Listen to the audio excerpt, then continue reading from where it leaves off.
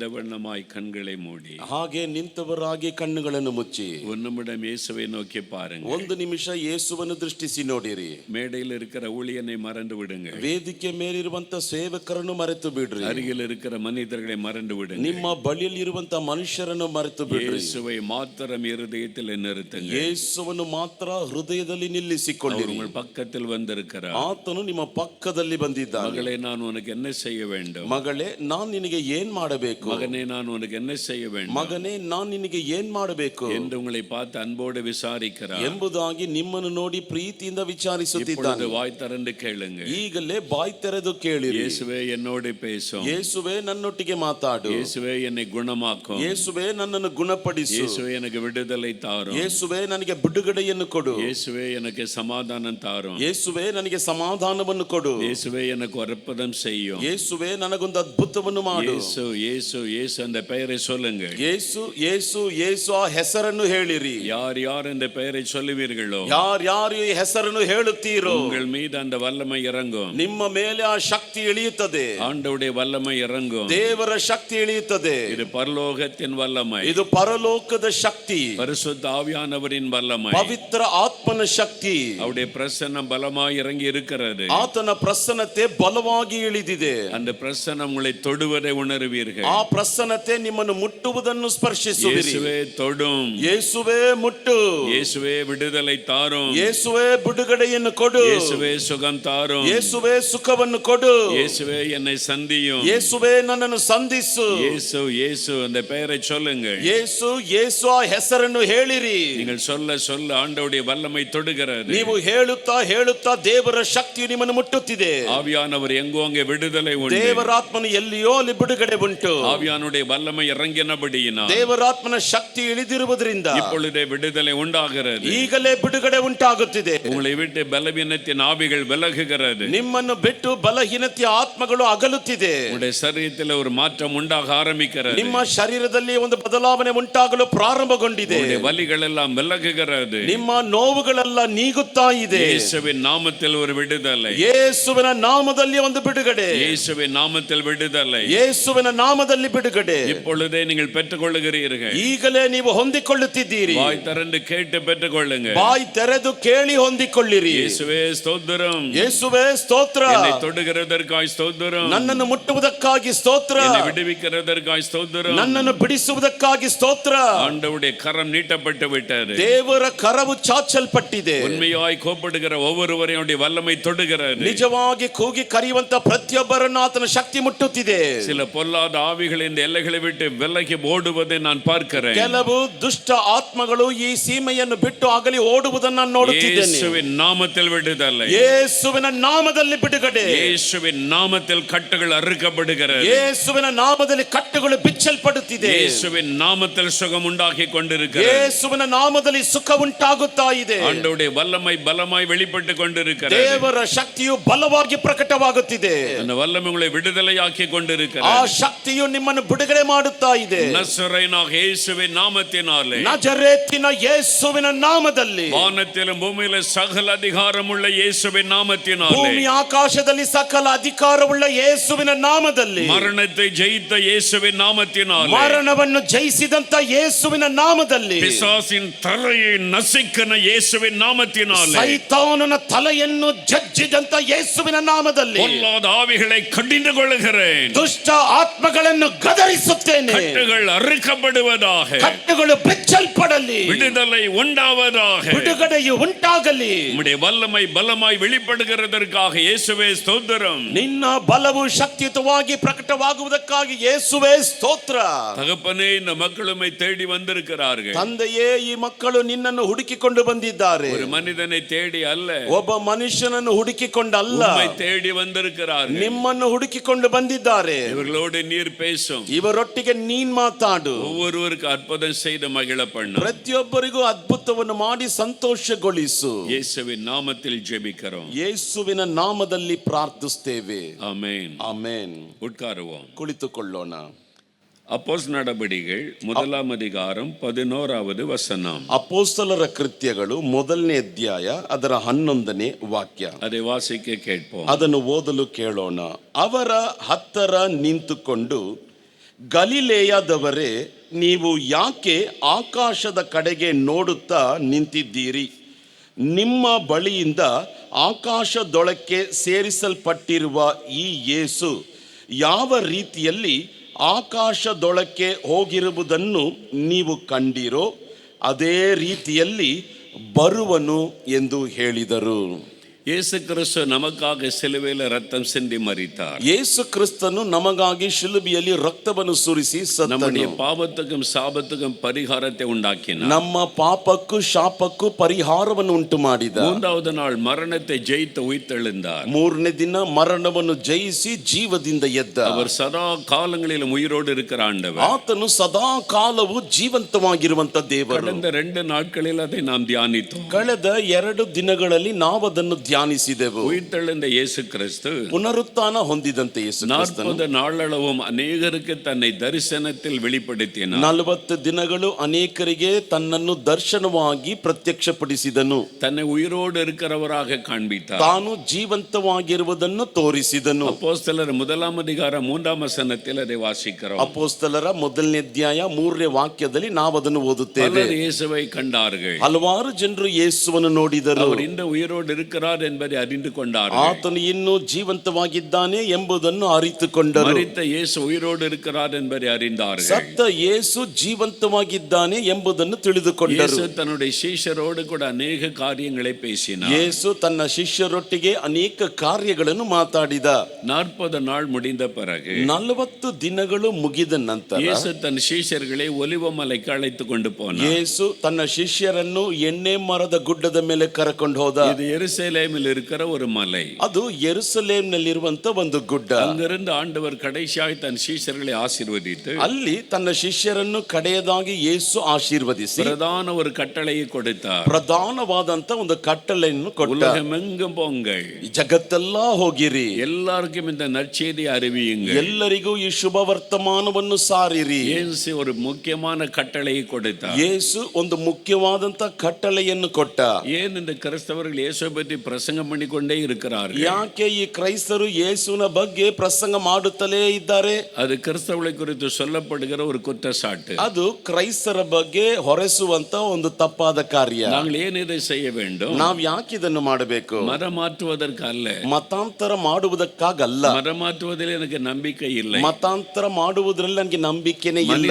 மதம் ஒரு மனிதனுக்கு ஆசீர்வாதத்தை கொண்டு வராது. ಮನುಷ್ಯನಿಗೆ ಒಂದು ಮತವು ಆಶೀರ್ವಾದವನ್ನು ತರಲು ಸಾಧ್ಯವಿಲ್ಲ. வானத்தை பூமி உண்டாக்கின கடவுள் தான் ஆசீர்வதிக்க முடியும். ಭೂಮಿ ಆಕಾಶವನ್ನು ಉಂಟು ಮಾಡಿದಂತ ದೇವರೇ ಆಶೀರ್ವದಿಸಲು ಸಾಧ್ಯ. இயேசு மதத்தை பரப்புங்கள் என்று சொல்லவில்லை. ಯೇಸು ಮತವನ್ನು ಹಬ್ಬಿರಿ ಎಂಬುದಾಗಿ ಹೇಳಲಿಲ್ಲ. நற்செய்தியை அறிவியுங்கள். ಸುವಾರ್ತೆಯನ್ನು ಸಾರಿರಿ. இயேசு என்கிற நற்செய்தியை அறிவியுங்கள். ಯೇಸು ಎಂಬ ಶುಭ ವರ್ತಮಾನವನ್ನು ಸಾರಿರಿ. இயேசுடைய முக்கியமான கட்டளை. ಯೇಸುವಿನ ಪ್ರಾಮುಖ್ಯವಾದ ಕಟ್ಟಳೆ. ஒவ்வொரு கிறிஸ்தவனும் இந்த கட்டளையை நிறைவேற்ற வேண்டும். ಒಬ್ಬೊಬ್ಬ ಕ್ರೈಸ್ತರು ಈ ಕಟ್ಟಳೆಯನ್ನು ನೆರವೇರಿಸಬೇಕು. ஒவ்வொரு சபையும் இந்த கட்டளையை நிறைவேற்ற வேண்டும். ಒಂದೊಂದು ಸಭೆಯು ಈ ಕಟ್ಟಳೆಯನ್ನು ನೆರವೇರಿಸಬೇಕು. இது நிறைவேற்றாவிட்டால் பரலோகத்துக்கு செல்ல முடியாது. ಇದನ್ನು ನೆರವೇರಿಸದೆ ಹೋದರೆ ಪರಲೋಕಕ್ಕೆ ಹೋಗಲು ಸಾಧ್ಯವಿಲ್ಲ. ஆகவேதான் இந்த நற்செய்தியை அறிவித்துக் கொண்டே வருகிறோம். ಆದ್ದರಿಂದಲೇ ನಾವು ಈ ಶುಭ ವರ್ತಮಾನವನ್ನು ಸಾರುತ್ತಲೇ ಬರುತ್ತಿದ್ದೇವೆ. அடிக்கப்பட்டாலும், ಹೊಡೆಯಲ್ಪಟ್ಟರು, உதைக்கப்பட்டாலும், ಪೆಟ್ಟಾದರು, தாக்கப்பட்டாலும், ಬಾಧಿಸಲ್ಪಟ್ಟರು. இந்த ஊழியத்தை, இந்த சுவிசேஷத்தை ஏன் அறிவிக்கிறோம்? ಈ ಸುವಾರ್ತೆಯನ್ನು ಸೇವೆಯ ಮೂಲಕವಾಗಿ ಯಾಕೆ ಸಾರ್ತೇವೆ? இயேசுவினுடைய கட்டளை. ಅದು ಯೇಸುವಿನ ಕಟ್ಟಳೆ. அதை நிறைவேற்றி ஆக வேண்டும். ಅದನ್ನು ನೆರವೇರಿಸಲೇಬೇಕು. அதற்காக மரிக்கவும் ஆயத்தமாய் இருக்க வேண்டும். ಅದಕ್ಕಾಗಿ ಸಾಯುವುದಕ್ಕೂ ಸಿದ್ಧರಾಗಿರಬೇಕು. இன்றைக்கும் உலகத்தில் அப்படி அடிபட்டு மிதிப்பட்டு சுவிசேஷத்தை சொல்லிக்கொண்டே இருக்கிறார்கள். ಇಂದು ಕೂಡ ಈ ಲೋಕದಲ್ಲಿ ಈ ರೀತಿಯಾಗಿ ಹೊಡೆಯಲ್ಪಟ್ಟು ತುಳಿಯಲ್ಪಟ್ಟರು ಕೂಡ ಸುವಾರ್ತೆಯನ್ನು ಸಾರುತ್ತಲೇ ಇದ್ದಾರೆ. காரணம் இயேசுவினுடைய பிரதான கட்டளை. ಕಾರಣ ಯೇಸುವಿನ ಪ್ರಧಾನವಾದಂತ ಕಟ್ಟಳೆ. அதை யாராவது தடுக்க நினைத்தால், ಅದನ್ನು ಯಾರಾದರೂ ತಡೆ ಮಾಡಲು ನೆನೆಸಿದರೆ அவர்கள் இயேசுவுக்கு விரோதமான காரியத்தை செய்கிறவர்கள். ಅವರು ಯೇಸುವಿಗೆ ವಿರೋಧವಾದಂತ ಕಾರ್ಯವನ್ನು ಮಾಡುವವರು. அவர் அதற்கான பதில் செய்வார். ಆತನು ಅದಕ್ಕೆ ಸದುತ್ತರವನ್ನು ಕೊಡುವ. ஆனால் கிறிஸ்தவனுடைய கடமை சுவிசேஷத்தை அறிவிக்க வேண்டும். ಆದರೆ ಕ್ರೈಸ್ತರ ಕರ್ತವ್ಯ ಸುವಾರ್ತೆಯನ್ನು ಸಾರಬೇಕು. அதற்காகத்தான் அறிவித்துக் கொண்டிருக்கிறோம். ಅದಕ್ಕಾಗಿಯೇ ನಾವು ಸಾರುತ್ತಿದ್ದೇವೆ. இயேசு அந்த கட்டளை கொடுத்த பிறகு, ಯೇಸು ಆ ಕಟ್ಟಳೆಯನ್ನು ಕೊಟ್ಟ ನಂತರ அவர் பரலோகத்திற்கு ஏறி போனார். ಆತನು ಪರಲೋಕಕ್ಕೆ ಒಯ್ಯಲ್ಪಟ್ಟನು. இயேசு எடுத்துக்கொள்ளப்பட்ட போது ஆச்சரியமாய் பார்த்து கொண்டிருந்தார். ಯೇಸು ಮೇಲಕ್ಕೆ ಒಯ್ಯಲ್ಪಡುವಾಗ ಆಶ್ಚರ್ಯದಿಂದ ನೋಡುತ್ತಿದ್ದರು. அந்த சீஷர்கள் அண்ணாந்து பார்த்து கொண்டிருக்கும் ಆ பொழுது ಶಿಷ್ಯರು ಮೇಲಕ್ಕೆ ನೋಡುತ್ತಿದ್ದಾಗ தேவதூதர்கள் இறங்கி வந்தார்கள். ದೇವದೂತರುಗಳು ಇಳಿದು ಬಂದರು. அவர்கள் அவர்களோடு பேசினார்கள். ಅವರು ಇವರೊಟ್ಟಿಗೆ ಮಾತಾಡಿದರು. இயேசு எப்படி பரலோகத்துக்கு எழுந்தருளி போனாரோ ಯೇಸು ಹೇಗೆ ಪರಲೋಕಕ್ಕೆ ಮೇಲಕ್ಕೆ ಒಯ್ಯಲ್ಪಟ್ಟನು அப்படி அவர் மறுபடியும் வருவார். ಅದೇ ರೀತಿಯಾಗಿ ಆತನು ಪುನಃ ಬರುವನು. அப்படி அவர் மறுபடியும் வருவார். ಹಾಗೆಯೇ ಆತನು ಪುನಃ ಬರುವನು. அவர் மறுபடியும் இந்த உலகத்திற்கு வருவார். ಆತನು ಪುನಃ ಈ ಲೋಕಕ್ಕೆ ಬರುವನು. ஆகவே அவருடைய ஊழியத்தை செய்யுங்கள் என்று பலப்படுத்தி அனுப்பினார். ಆದ್ದರಿಂದ ಆತನ ಸೇವೆಯನ್ನು ಮಾಡಿರಿ ಎಂಬುದಾಗಿ ಬಲಪಡಿಸಿ ಕಳುಹಿಸಿದ. அவர் திரும்ப வரப்போகிறார். ಆತನು ಹಿಂದಿರುಗಿ ಬರಲಿದ್ದಾನೆ. இனி குழந்தையாக பிறக்க போவதில்லை. ಆತನು ಮಗುವಾಗಿ ಹುಟ್ಟುವುದಿಲ್ಲ. இனி அவரை யாரும் கைது செய்ய முடியாது, சிலுவையில் அறைய முடியாது. ಇನ್ ಮುಂದೆ ಯಾರು ಆತನನ್ನು ಕೈದಿ ಮಾಡಕ್ಕಾಗಲ್ಲ, ಶಿಲುಬೆಯಲ್ಲಿ ಹೊಡೆಯಕ್ಕಾಗಲ್ಲ. ஒரே முறை ரட்சிப்புக்காக செய்து முடித்து விட்டார். ಆತನು ಒಂದೇ ಸಾರಿ ರಕ್ಷಣೆಗಾಗಿ ಮಾಡಿ ಮುಗಿಸಿದ. இனி அவர் வந்து முழு உலகத்தையும் ஆளுகை செய்வார். ಇನ್ ಮುಂದೆ ಆತನು ಬಂದು ಇಡೀ ಲೋಕವನ್ನು ಆಳ್ವಿಕೆ ಮಾಡುವ. அவர் அதற்காக திரும்பி வரப்போகிறார். ಆತನು ಅದಕ್ಕೋಸ್ಕರ ಹಿಂದಿರುಗಿ ಬರಲಿದ್ದಾನೆ. ஏன் அவர் வரப்போகிறார்? ಯಾಕೆ ಆತನು ಬರ್ತಾನೆ? நமக்காக, ನಮಗಾಗಿ, உங்களுக்காக, ನಿಮಗಾಗಿ, உங்களுக்காக, ನಿಮಗಾಗಿ, நம் ஒவ்வொருவருக்காக திரும்ப வருகிறார். ನಮ್ಮ ಪ್ರತಿಯೊಬ್ಬರಿಗಾಗಿ ಆತನು ಹಿಂದಿರುಗಿ ಬರಲಿದ್ದಾನೆ. நமக்காகவே சிலுவையிலே மரித்தார். ನಮಗಾಗಿಯೇ ಶಿಲುಬೆಯಲ್ಲಿ ಸತ್ತ. நமக்காகவே உயிரோடு எழுந்தார். ನಮಗಾಗಿಯೇ ಜೀವದಿಂದ ಎದ್ದ. நமக்காகவே திரும்ப வரப்போகிறார். ನಮಗಾಗಿಯೇ ಹಿಂದಿರುಗಿ ಬರಲಿದ್ದಾನೆ. அவர் திரும்ப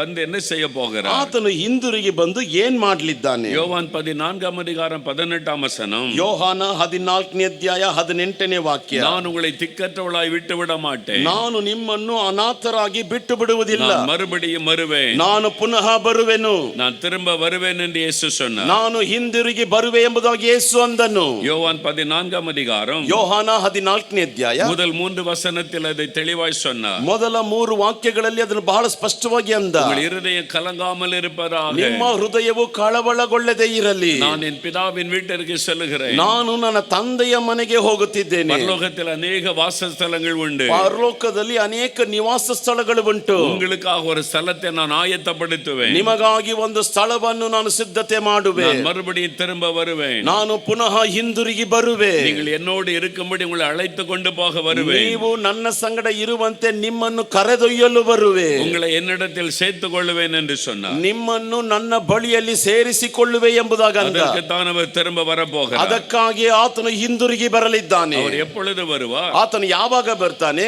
மார்க் 13 ಮಾರ್ಕ 13ನೇ ಅಧ್ಯಾಯ 32 வசனம் சொல்லுகிறார். 32ನೇ ವಾಕ್ಯ ಅನ್ನುತ್ತದೆ. அவர் எப்பொழுது வருவார் என்பதை பிதா ஒருவரை தவிர வேறு ஒருவரும் அறிய மாட்டார்கள். ಆತನು ಯಾವಾಗ ಹಿಂದಿರುಗಿ ಬರ್ತಾನೆ ಎಂಬ ವಿಷಯ ತಂದೆ ಹೊರತು ಬೇರೆ ಒಬ್ಬರು ಅದನ್ನು ಅರಿತಿಲ್ಲ. தேவதூதர்களும் அறிய மாட்டார்கள். ದೇವದೂತರು ಅದರ ಬಗ್ಗೆ ಅರಿತಿಲ್ಲ. பிதா ஒருவர் மாத்திரம் அறிவார். ತಂದೆ ಒಬ್ಬನು ಮಾತ್ರ ಗೊತ್ತಿದೆ.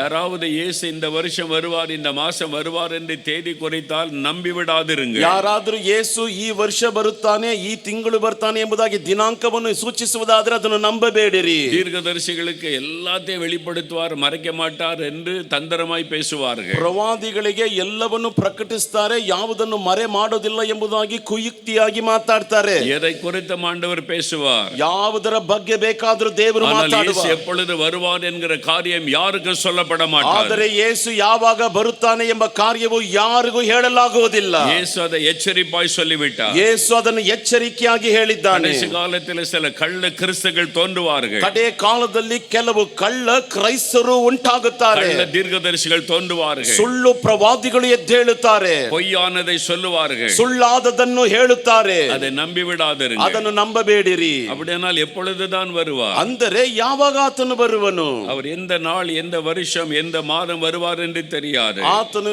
ಈ ದಿನ ಯಾವ ವರ್ಷ ಯಾವ ತಿಂಗಳು ಬರುತ್ತಾನೋ ಎಂಬುದಾಗಿ ಗೊತ್ತಿಲ್ಲ. ஆனால் அதற்கான அடையாளங்களை இயேசுவே சொன்னார். ಆದರೆ ದೇವರು ಅದಕ್ಕುಂಟಾದಂತ ಗುರುತುಗಳನ್ನು ಯೇಸುವೆ ಅಂದ. மத்தேயு 24 ಮತ್ತಾಯ 24ನೇ ಅಧ್ಯಾಯ 3 வசனத்தில் இயேசுவின் சீஷர்கள் வந்து கேட்டார்கள். 3ನೇ ವಾಕ್ಯದಲ್ಲಿ ಯೇಸುವಿನ ಶಿಷ್ಯರು ಬಂದು ಕೇಳಿದರು, உம்முடைய வருகைக்கும் உலகத்தின் முடிவுக்கும் என்ன எப்பொழுது சம்பவிக்கும் அடையாளம் என்ன? ನಿಮ್ಮ ಬರೋಣವು ಯುಗದ ಸಮಾಪ್ತಿಯು ಯಾವಾಗ ಸಂಭವಿಸುತ್ತದೆ, ಅದಕ್ಕೆ ಸಂಬಂಧಪಟ್ಟಂತ ಗುರುತುಗಳು ಏನು? ஆண்டவர் அப்பொழுது அவர்களுக்கு பதில் சொன்னார். ದೇವರು ಆಗ ಅವರಿಗೆ ಸದುತ್ತರವನ್ನು ಕೊಟ್ಟ. மத்தேயு 24 ಮತ್ತಾಯ 24ನೇ ಅಧ್ಯಾಯ 6, 7, 7 8 ವಚನங்களை ವಾಸಿக்க ಕೇಳ್ಪೋம். 6 7 8 ವಾಕ್ಯಗಳನ್ನು ಓದಲು ಕೇಳೋಣ. ಇದಲ್ಲದೆ ಯುದ್ಧಗಳಾಗುವುದನ್ನು, ಯುದ್ಧವಾಗುವ ಹಾಗೆ ಎಂಬ ಸುದ್ದಿಗಳನ್ನು ನೀವು ಕೇಳಬೇಕಾಗಿರುವುದು. ಕಳವಳ ಪಡದಂತೆ ನೋಡಿಕೊಳ್ಳಿರಿ, ಯಾಕೆಂದರೆ ಹಾಗಾಗುವುದು ಅಗತ್ಯ. ಆದರೂ ಇನ್ನು ಅಂತ್ಯಕಾಲವಲ್ಲ. ಜನಕ್ಕೆ ವಿರೋಧವಾಗಿ ಜನವು, ರಾಜ್ಯಕ್ಕೆ ವಿರೋಧವಾಗಿ ರಾಜ್ಯವು ಏಳುವವು, ಮತ್ತು ಅಲ್ಲಲ್ಲಿ ಬರಗಳು ಬರುವವು, ಭೂಕಂಪಗಳು ಆಗುವವು. ಇವೆಲ್ಲ ನೂತನ ಕಾಲವು ಹುಟ್ಟುವ ಪ್ರಸವ ವೇದನೆಯ ಪ್ರಾರಂಭ. இயேசு சொன்ன அடையாளங்கள் சிலவற்றை வேத வசனத்தில் வாசிக்க கேட்டோம். ಯೇಸು ಹೇಳಿದಂತ ಗುರುತುಗಳನ್ನು ವೇದ ವಾಕ್ಯದಿಂದ ನಾವು ಕೇಳಿಸಿಕೊಂಡೆವು. கடைசி காலம், இயேசுவின் வருகையின் காலம் என்பதற்கு அடையாளங்கள். ಕಡೆ ಕಾಲ, ಯೇಸುವಿನ ಬರೋಣದ ಕಾಲ ಎಂಬುದಕ್ಕೆ ಗುರುತುಗಳು. யுத்தங்களையும் யுத்தங்களின் செய்திகளையும் கேள்விப்படுவீர்கள். ಯುದ್ಧಗಳು, ಯುದ್ಧಗಳ ಸುದ್ದಿಗಳನ್ನು ನೀವು ಕೇಳಲ್ಪಡುವಿರಿ. இன்னைக்கு இந்த உலகத்தில் யுத்தம் தான் பயங்கரமான செய்தியாய் வந்து கொண்டிருக்கிறது. ಇಂದು ಈ ಲೋಕದಲ್ಲಿ ಯುದ್ಧಗಳೇ ಭಯಂಕರವಾದಂತಹ ಸುದ್ದಿಯಾಗಿ ಹೊರಬರುತ್ತಿದೆ. ரஷ்யா உக்ரைன் யுத்தம் 3 வருடத்தை கடந்து நீடித்து கொண்டிருக்கிறது. ರಷ್ಯಾ ಉಕ್ರೇನ್ ಮಧ್ಯದಲ್ಲಿ ಯುದ್ಧವು 3 ವರ್ಷಗಳನ್ನು ದಾಟಿ ಇನ್ನು ಮುಂದುವರಿದು ನಡೆಯುತ್ತಾ ಇದೆ. இப்பொழுது இஸ்ரேல், அமெரிக்கா, ஈரான் யுத்தங்கள் வளைகுடா நாடுகள் முழுவதும் பரவி விட்டது. ಈಗ ಇಸ್ರೇಲ್ ಯುದ್ಧ ನೋಡಬೇಕಾದ್ರೆ ಅಮೆರಿಕ, ಇರಾನ್, ಕೊಲ್ಲಿ ದೇಶ ಪೂರ್ತಿ ಅದು ಹರಡಿದೆ. பாகிஸ்தான், ஆப்கானிஸ்தானோடு யுத்தம் நடந்து கொண்டிருக்கிறது. ಪಾಕಿಸ್ತಾನ್, ಆಫ್ಘಾನಿಸ್ತಾನ ಒಟ್ಟಿಗೆ ಯುದ್ಧವು ನಡೆದಾಡುತ್ತಾ ಇದೆ. இந்த வருஷத்துல இந்தியா பாகிஸ்தான் யுத்தம் நடைபெற்று சில நாளுக்குள்ளே முடிவடைந்தது. ಅದು ಭಾರತ ಪಾಕಿಸ್ತಾನ ಮಧ್ಯದಲ್ಲಿ ಯುದ್ಧವು ಪ್ರಾರಂಭವಾಗಿ ಕೆಲವು ದಿನಗಳಲ್ಲಿ ಅದು ಅಂತ್ಯಗೊಂಡಿತು. சீனா தேசத்தின் போர்க்கப்பல்கள் தைவான் நாட்டின் கரையில நின்று கொண்டிருக்கிறது. ಚೀನಾ ದೇಶದ ಯುದ್ಧದ ಹಡಗುಗಳು ತೈವಾನ್ ಆ ದೇಶದ ಪೋರ್ಬಂದರ್ನಲ್ಲಿ ನಿಂತಿದೆ. இந்த நேரத்தில் யுத்தம் ஆரம்பிக்கலாம் என்று பயந்து கொண்டிருக்கிறார்கள். ಯಾವ ಸಮಯದಲ್ಲಾದರೂ ಯುದ್ಧ ಪ್ರಾರಂಭಿಸಬಹುದು ಎಂಬುದಾಗಿ ಭಯಭೀತಿಯಾಗಿದ್ದಾರೆ. தைவான் ஒரு சிறிய தேசம். ತೈವಾನ್ ಒಂದು ಚಿಕ್ಕ ದೇಶ.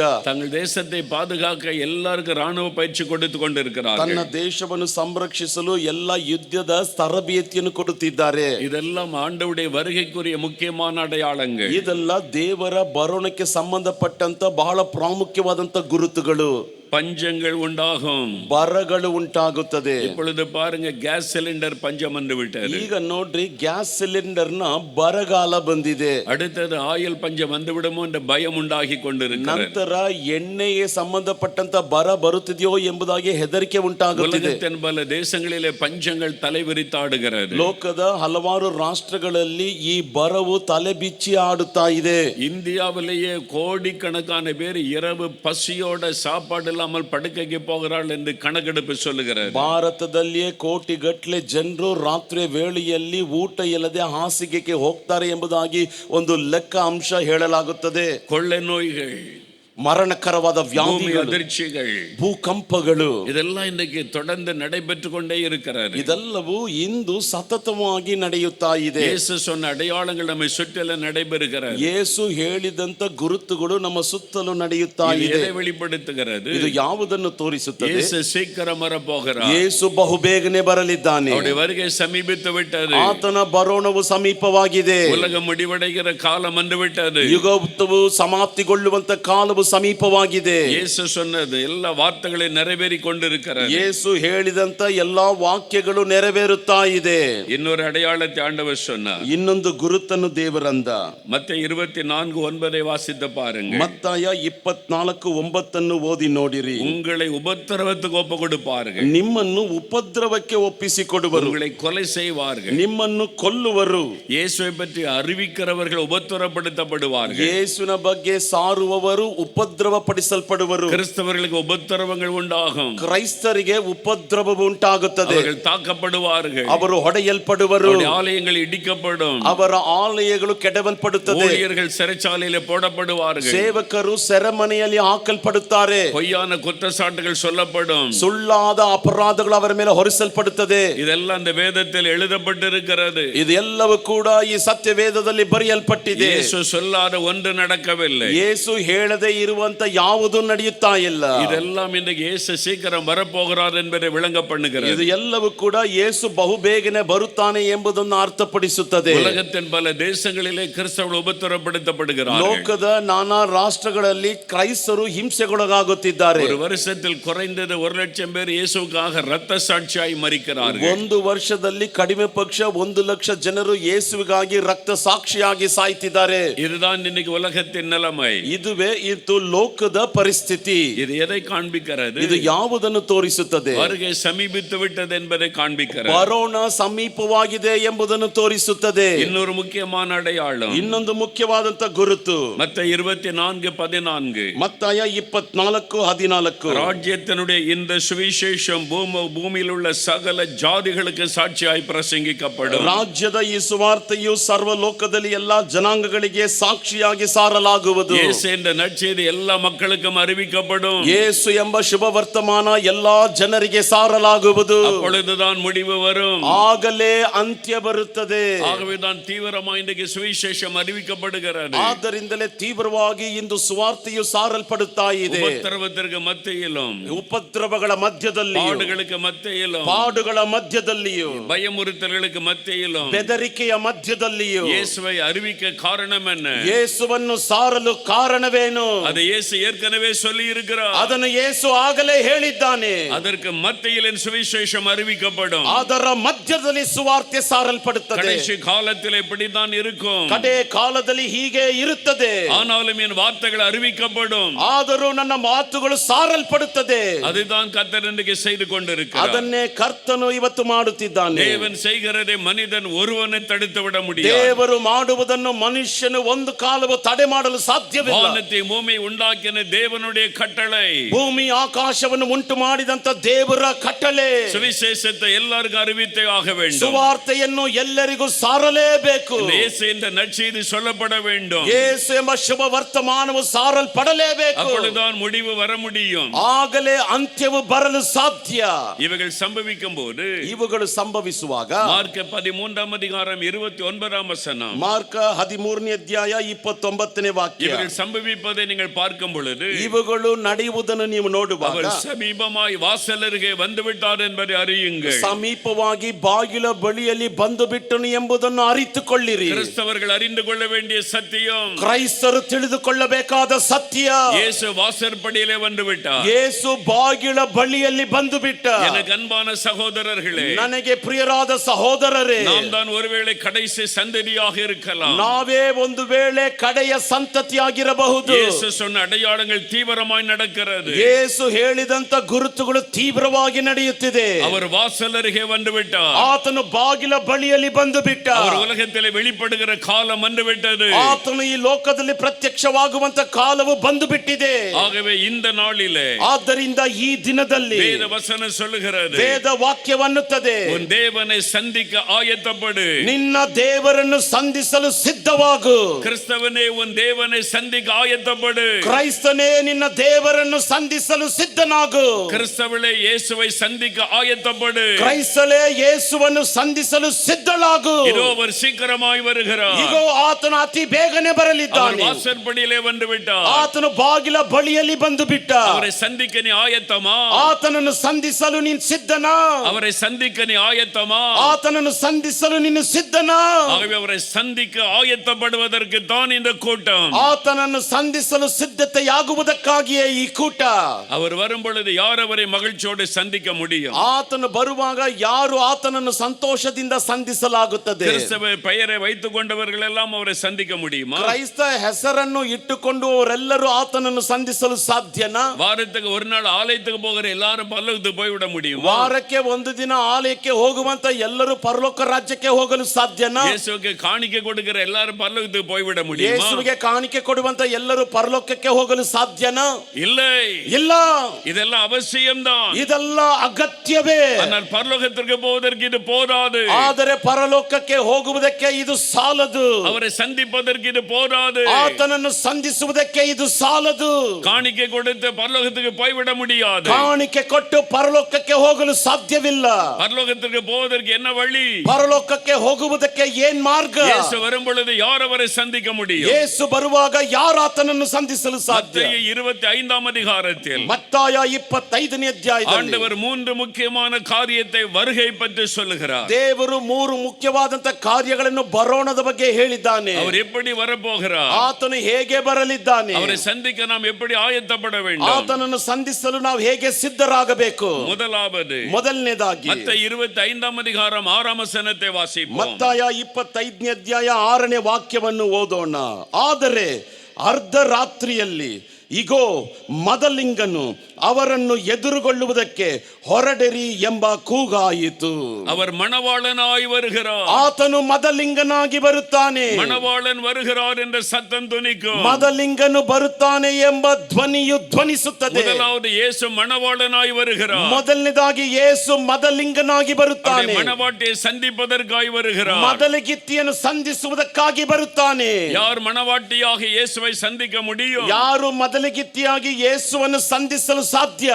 ஆண்டவரே, நான் கிறிஸ்தவன், ದೇವರೇ, ನಾನು ಕ್ರೈಸ್ತನು, எனக்கு கிறிஸ்தவ பெயர் இருக்கிறது, ನನಗೆ ಕ್ರೈಸ್ತ ಹೆಸರುಂಟು, சர்ச்சுக்கெல்லாம் போகிறேன், ಸಭೆಗೆಲ್ಲ ನಾನು ಹೋಗ್ತೇನೆ, காணிக்கையெல்லாம் கொடுக்கிறேன், ಕಾಣಿಕೆಯೆಲ್ಲ ಕೊಡುತ್ತೇನೆ, பக்தியாகலாம் இருக்கிறேன், ಭಕ್ತಿಯಾಗೆಲ್ಲ ನಾನು ಇದ್ದೇನೆ. ஆகவே மணவாளனாக உம்மை சந்திக்க முடியும். ಆದ್ದರಿಂದ ಮದಲಿಂಗನಾಗಿರುವಂತ ನಿನ್ನನ್ನು ಸಂಧಿಸಬಹುದು. அப்படி எண்ணிக்கொண்டிருக்கிறீர்களோ? ಆ ರೀತಿಯಾಗಿ ಯೋಚಿಸುತ್ತಿದ್ದೀರೋ? ஒரு காரியத்தை யோசியுங்கள். ಒಂದು ಕಾರ್ಯವನ್ನು ಆಲೋಚಿಸಿರಿ. ஒரு மணவாளன் ஒரு மணவாட்டியை திருமணம் செய்ய விரும்பினால், ಒಬ್ಬ ಮದಲಿಂಗನು ಮದಲಗಿತ್ತಿಯನ್ನು ವಿವಾಹ ಮಾಡಲು ಬಯಸುವುದಾದರೆ எதிர்பார்க்கிற மிக முக்கியமான காரியம், ಎದುರು ನೋಡುವಂತ ಬಹಳ ಪ್ರಾಮುಖ್ಯವಾದಂತ ಕಾರ್ಯ. ஒருவேளை அவருடைய நிறங்கள் வளர்த்திகள் எல்லாவற்றையும் அவன் பார்த்தாலும், ಒಂದು ವೇಳೆ ಅವಳ ಬಣ್ಣ ಬೆಳವಣಿಗೆ ಎಲ್ಲವನ್ನು ನೋಡಿದರು, முக்கியமான ஒரு காரியம், ಮುಖ್ಯವಾದಂತ ಒಂದು ಕಾರ್ಯ, எனக்கு வரக்கூடிய மனையாட்டி பரிசுத்தம் உள்ளவளாய் இருக்க வேண்டும். ನನಗೆ ಬರಲಿರುವಂತ ಮದಲಿಗಿತ್ತಿ ಪರಿಶುದ್ಧಳಾಗಿರಬೇಕು. பரிசுத்தம் உள்ளவளாய் இருக்க வேண்டும். ಪರಿಶುದ್ಧವುಳ್ಳವಳಾಗಿರಬೇಕು. மணவாளனாகிய இயேசு யாருக்காக வருகிறார்? ಮದಲಿಂಗನಾಗಿರುವಂತ ಯೇಸು ಯಾರಿಗಾಗಿ ಬರುತ್ತಾನೆ? யார் அவரை சந்திக்க முடியும்? ಯಾರು ಆತನನ್ನು ಸಂಧಿಸಲು ಸಾಧ್ಯ? பரிசுத்தம் உள்ளவர்கள், ಪರಿಶುದ್ಧವುಳ್ಳವರು.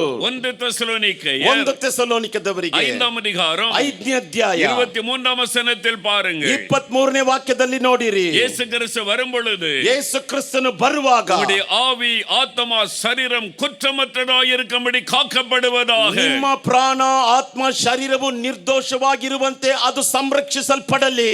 உங்களுடைய ஆவியிலே பரிசுத்தம், ನಿಮ್ಮ ಪ್ರಾಣದಲ್ಲಿ ಪರಿಶುದ್ಧತೆ, உங்களுடைய ஆத்மாவிலே பரிசுத்தம், ನಿಮ್ಮ ಆತ್ಮದಲ್ಲಿ ಪರಿಶುದ್ಧತೆ, உங்களுடைய சரீரத்திலே பரிசுத்தம். ನಿಮ್ಮ ಶರೀರದಲ್ಲಿ ಪರಿಶುದ್ಧತೆ. வரப்போகிறவர் யார்? ಬರಲಿರುವವನು ಯಾರು? 1 பேதுரு 1ஆம் அதிகாரம் 1 ಪೇತ್ರ 1ನೇ ಅಧ್ಯಾಯ 15-16 வசனங்கள் சொல்லுகிறது. 15-16ನೇ ವಾಕ್ಯಗಳು ಅನ್ನುತ್ತದೆ. உங்களை அழைத்தவர் பரிசுத்தம் உள்ளவர், ನಿಮ್ಮನ್ನು ಕರೆದಾತನು ಪರಿಶುದ್ಧವುಳ್ಳವನು. ஆகவே உங்கள் நடக்கைகள் எல்லாவற்றிலும் பரிசுத்தம். ಆದ್ದರಿಂದ ನಿಮ್ಮ ನಡವಳಿಕೆಯಲ್ಲಿ ಎಲ್ಲದರಲ್ಲಿಯೂ உங்கள் ಪರಿಶುದ್ಧತೆ. நடக்கைகள் எல்லாவற்றிலும் பரிசுத்தம். ನಿಮ್ಮ ಎಲ್ಲದರಲ್ಲಿಯೂ ಪರಿಶುದ್ಧತೆ. உங்களுடைய கண்ணின் பார்வையிலே பரிசுத்தம், ನಿಮ್ಮ ಕಣ್ಣಿನ ನೋಟದಲ್ಲಿ ಪರಿಶುದ್ಧತೆ. உங்களுடைய சிந்தனையிலே பரிசுத்தம், ನಿಮ್ಮ ಆಲೋಚನೆಯಲ್ಲಿ ಪರಿಶುದ್ಧತೆ. உங்களுடைய குடும்ப வாழ்க்கையிலே பரிசுத்தம், ನಿಮ್ಮ ಕೌಟುಂಬಿಕ ಜೀವಿತದಲ್ಲಿ ಪರಿಶುದ್ಧತೆ. உங்களுடைய ஊழியத்திலே பரிசுத்தம், ನಿಮ್ಮ ಸೇವೆಯಲ್ಲಿ ಪರಿಶುದ್ಧತೆ. உங்களுடைய சபைக்குள்ளே பரிசுத்தம், ನಿಮ್ಮ ಸಭೆಯ ಒಳಗೆ ಪರಿಶುದ್ಧತೆ. உங்களுடைய வேலையிலே பரிசுத்தம், ನಿಮ್ಮ ಕೆಲಸದಲ್ಲಿ ಪರಿಶುದ್ಧತೆ. உங்களுடைய வியாபாரத்திலே பரிசுத்தம். ನಿಮ್ಮ ವ್ಯಾಪಾರದಲ್ಲಿ ಪರಿಶುದ್ಧತೆ. பரிசுத்தம் இல்லாதபடி ஒருவனும் அவரை தரிசிக்க முடியாது. ಪರಿಶುದ್ಧತೆ ಇಲ್ಲದ ಹಾಗೆ ಒಬ್ಬನು ಆತನನ್ನು ದರ್ಶಿಸಲು ಸಾಧ್ಯವಿಲ್ಲ. வரப்போகிற இயேசு பரிசுத்தம் உள்ளவர், ಬರಲಿರುವಂತ ಯೇಸು ಪರಿಶುದ್ಧವುಳ್ಳವನು, பரிசுத்தமாய் வாழ்ந்து காண்பித்தவர், ಪರಿಶುದ್ಧವಾಗಿ ಜೀವಿಸಿ ತೋರಿಸಿದವನು. அவர் நம்மிடத்தில் எதிர்பார்ப்பது பரிசுத்தம். ಆತನು ನಮ್ಮ ಬಳಿಯಲ್ಲಿ ಎದುರು ನೋಡುವುದು ಪರಿಶುದ್ಧತೆ. நடக்கைகள் எல்லாவற்றிலும் பரிசுத்தம். ನಡವಳಿಕೆ ಎಲ್ಲದರಲ್ಲಿಯೂ ಪರಿಶುದ್ಧತೆ. மத்தேயு 5ஆம் அதிகாரம் 8ஆம் வசனம், ಮತ್ತಾಯ 5ನೇ ಅಧ್ಯಾಯ 8ನೇ ವಾಕ್ಯ. இருதயத்திலே பரிசுத்தம் உள்ளவர்கள் பாக்கியவான்கள், ಹೃದಯದಲ್ಲಿ ಪರಿಶುದ್ಧವುಳ್ಳವರು ಭಾಗ್ಯಶಾಲಿಗಳು. அவர்கள் தான் தேவனை தரிசிக்க முடியும். ಅವರೇ ದೇವರನ್ನು ದರ್ಶಿಸಲು ಸಾಧ್ಯ.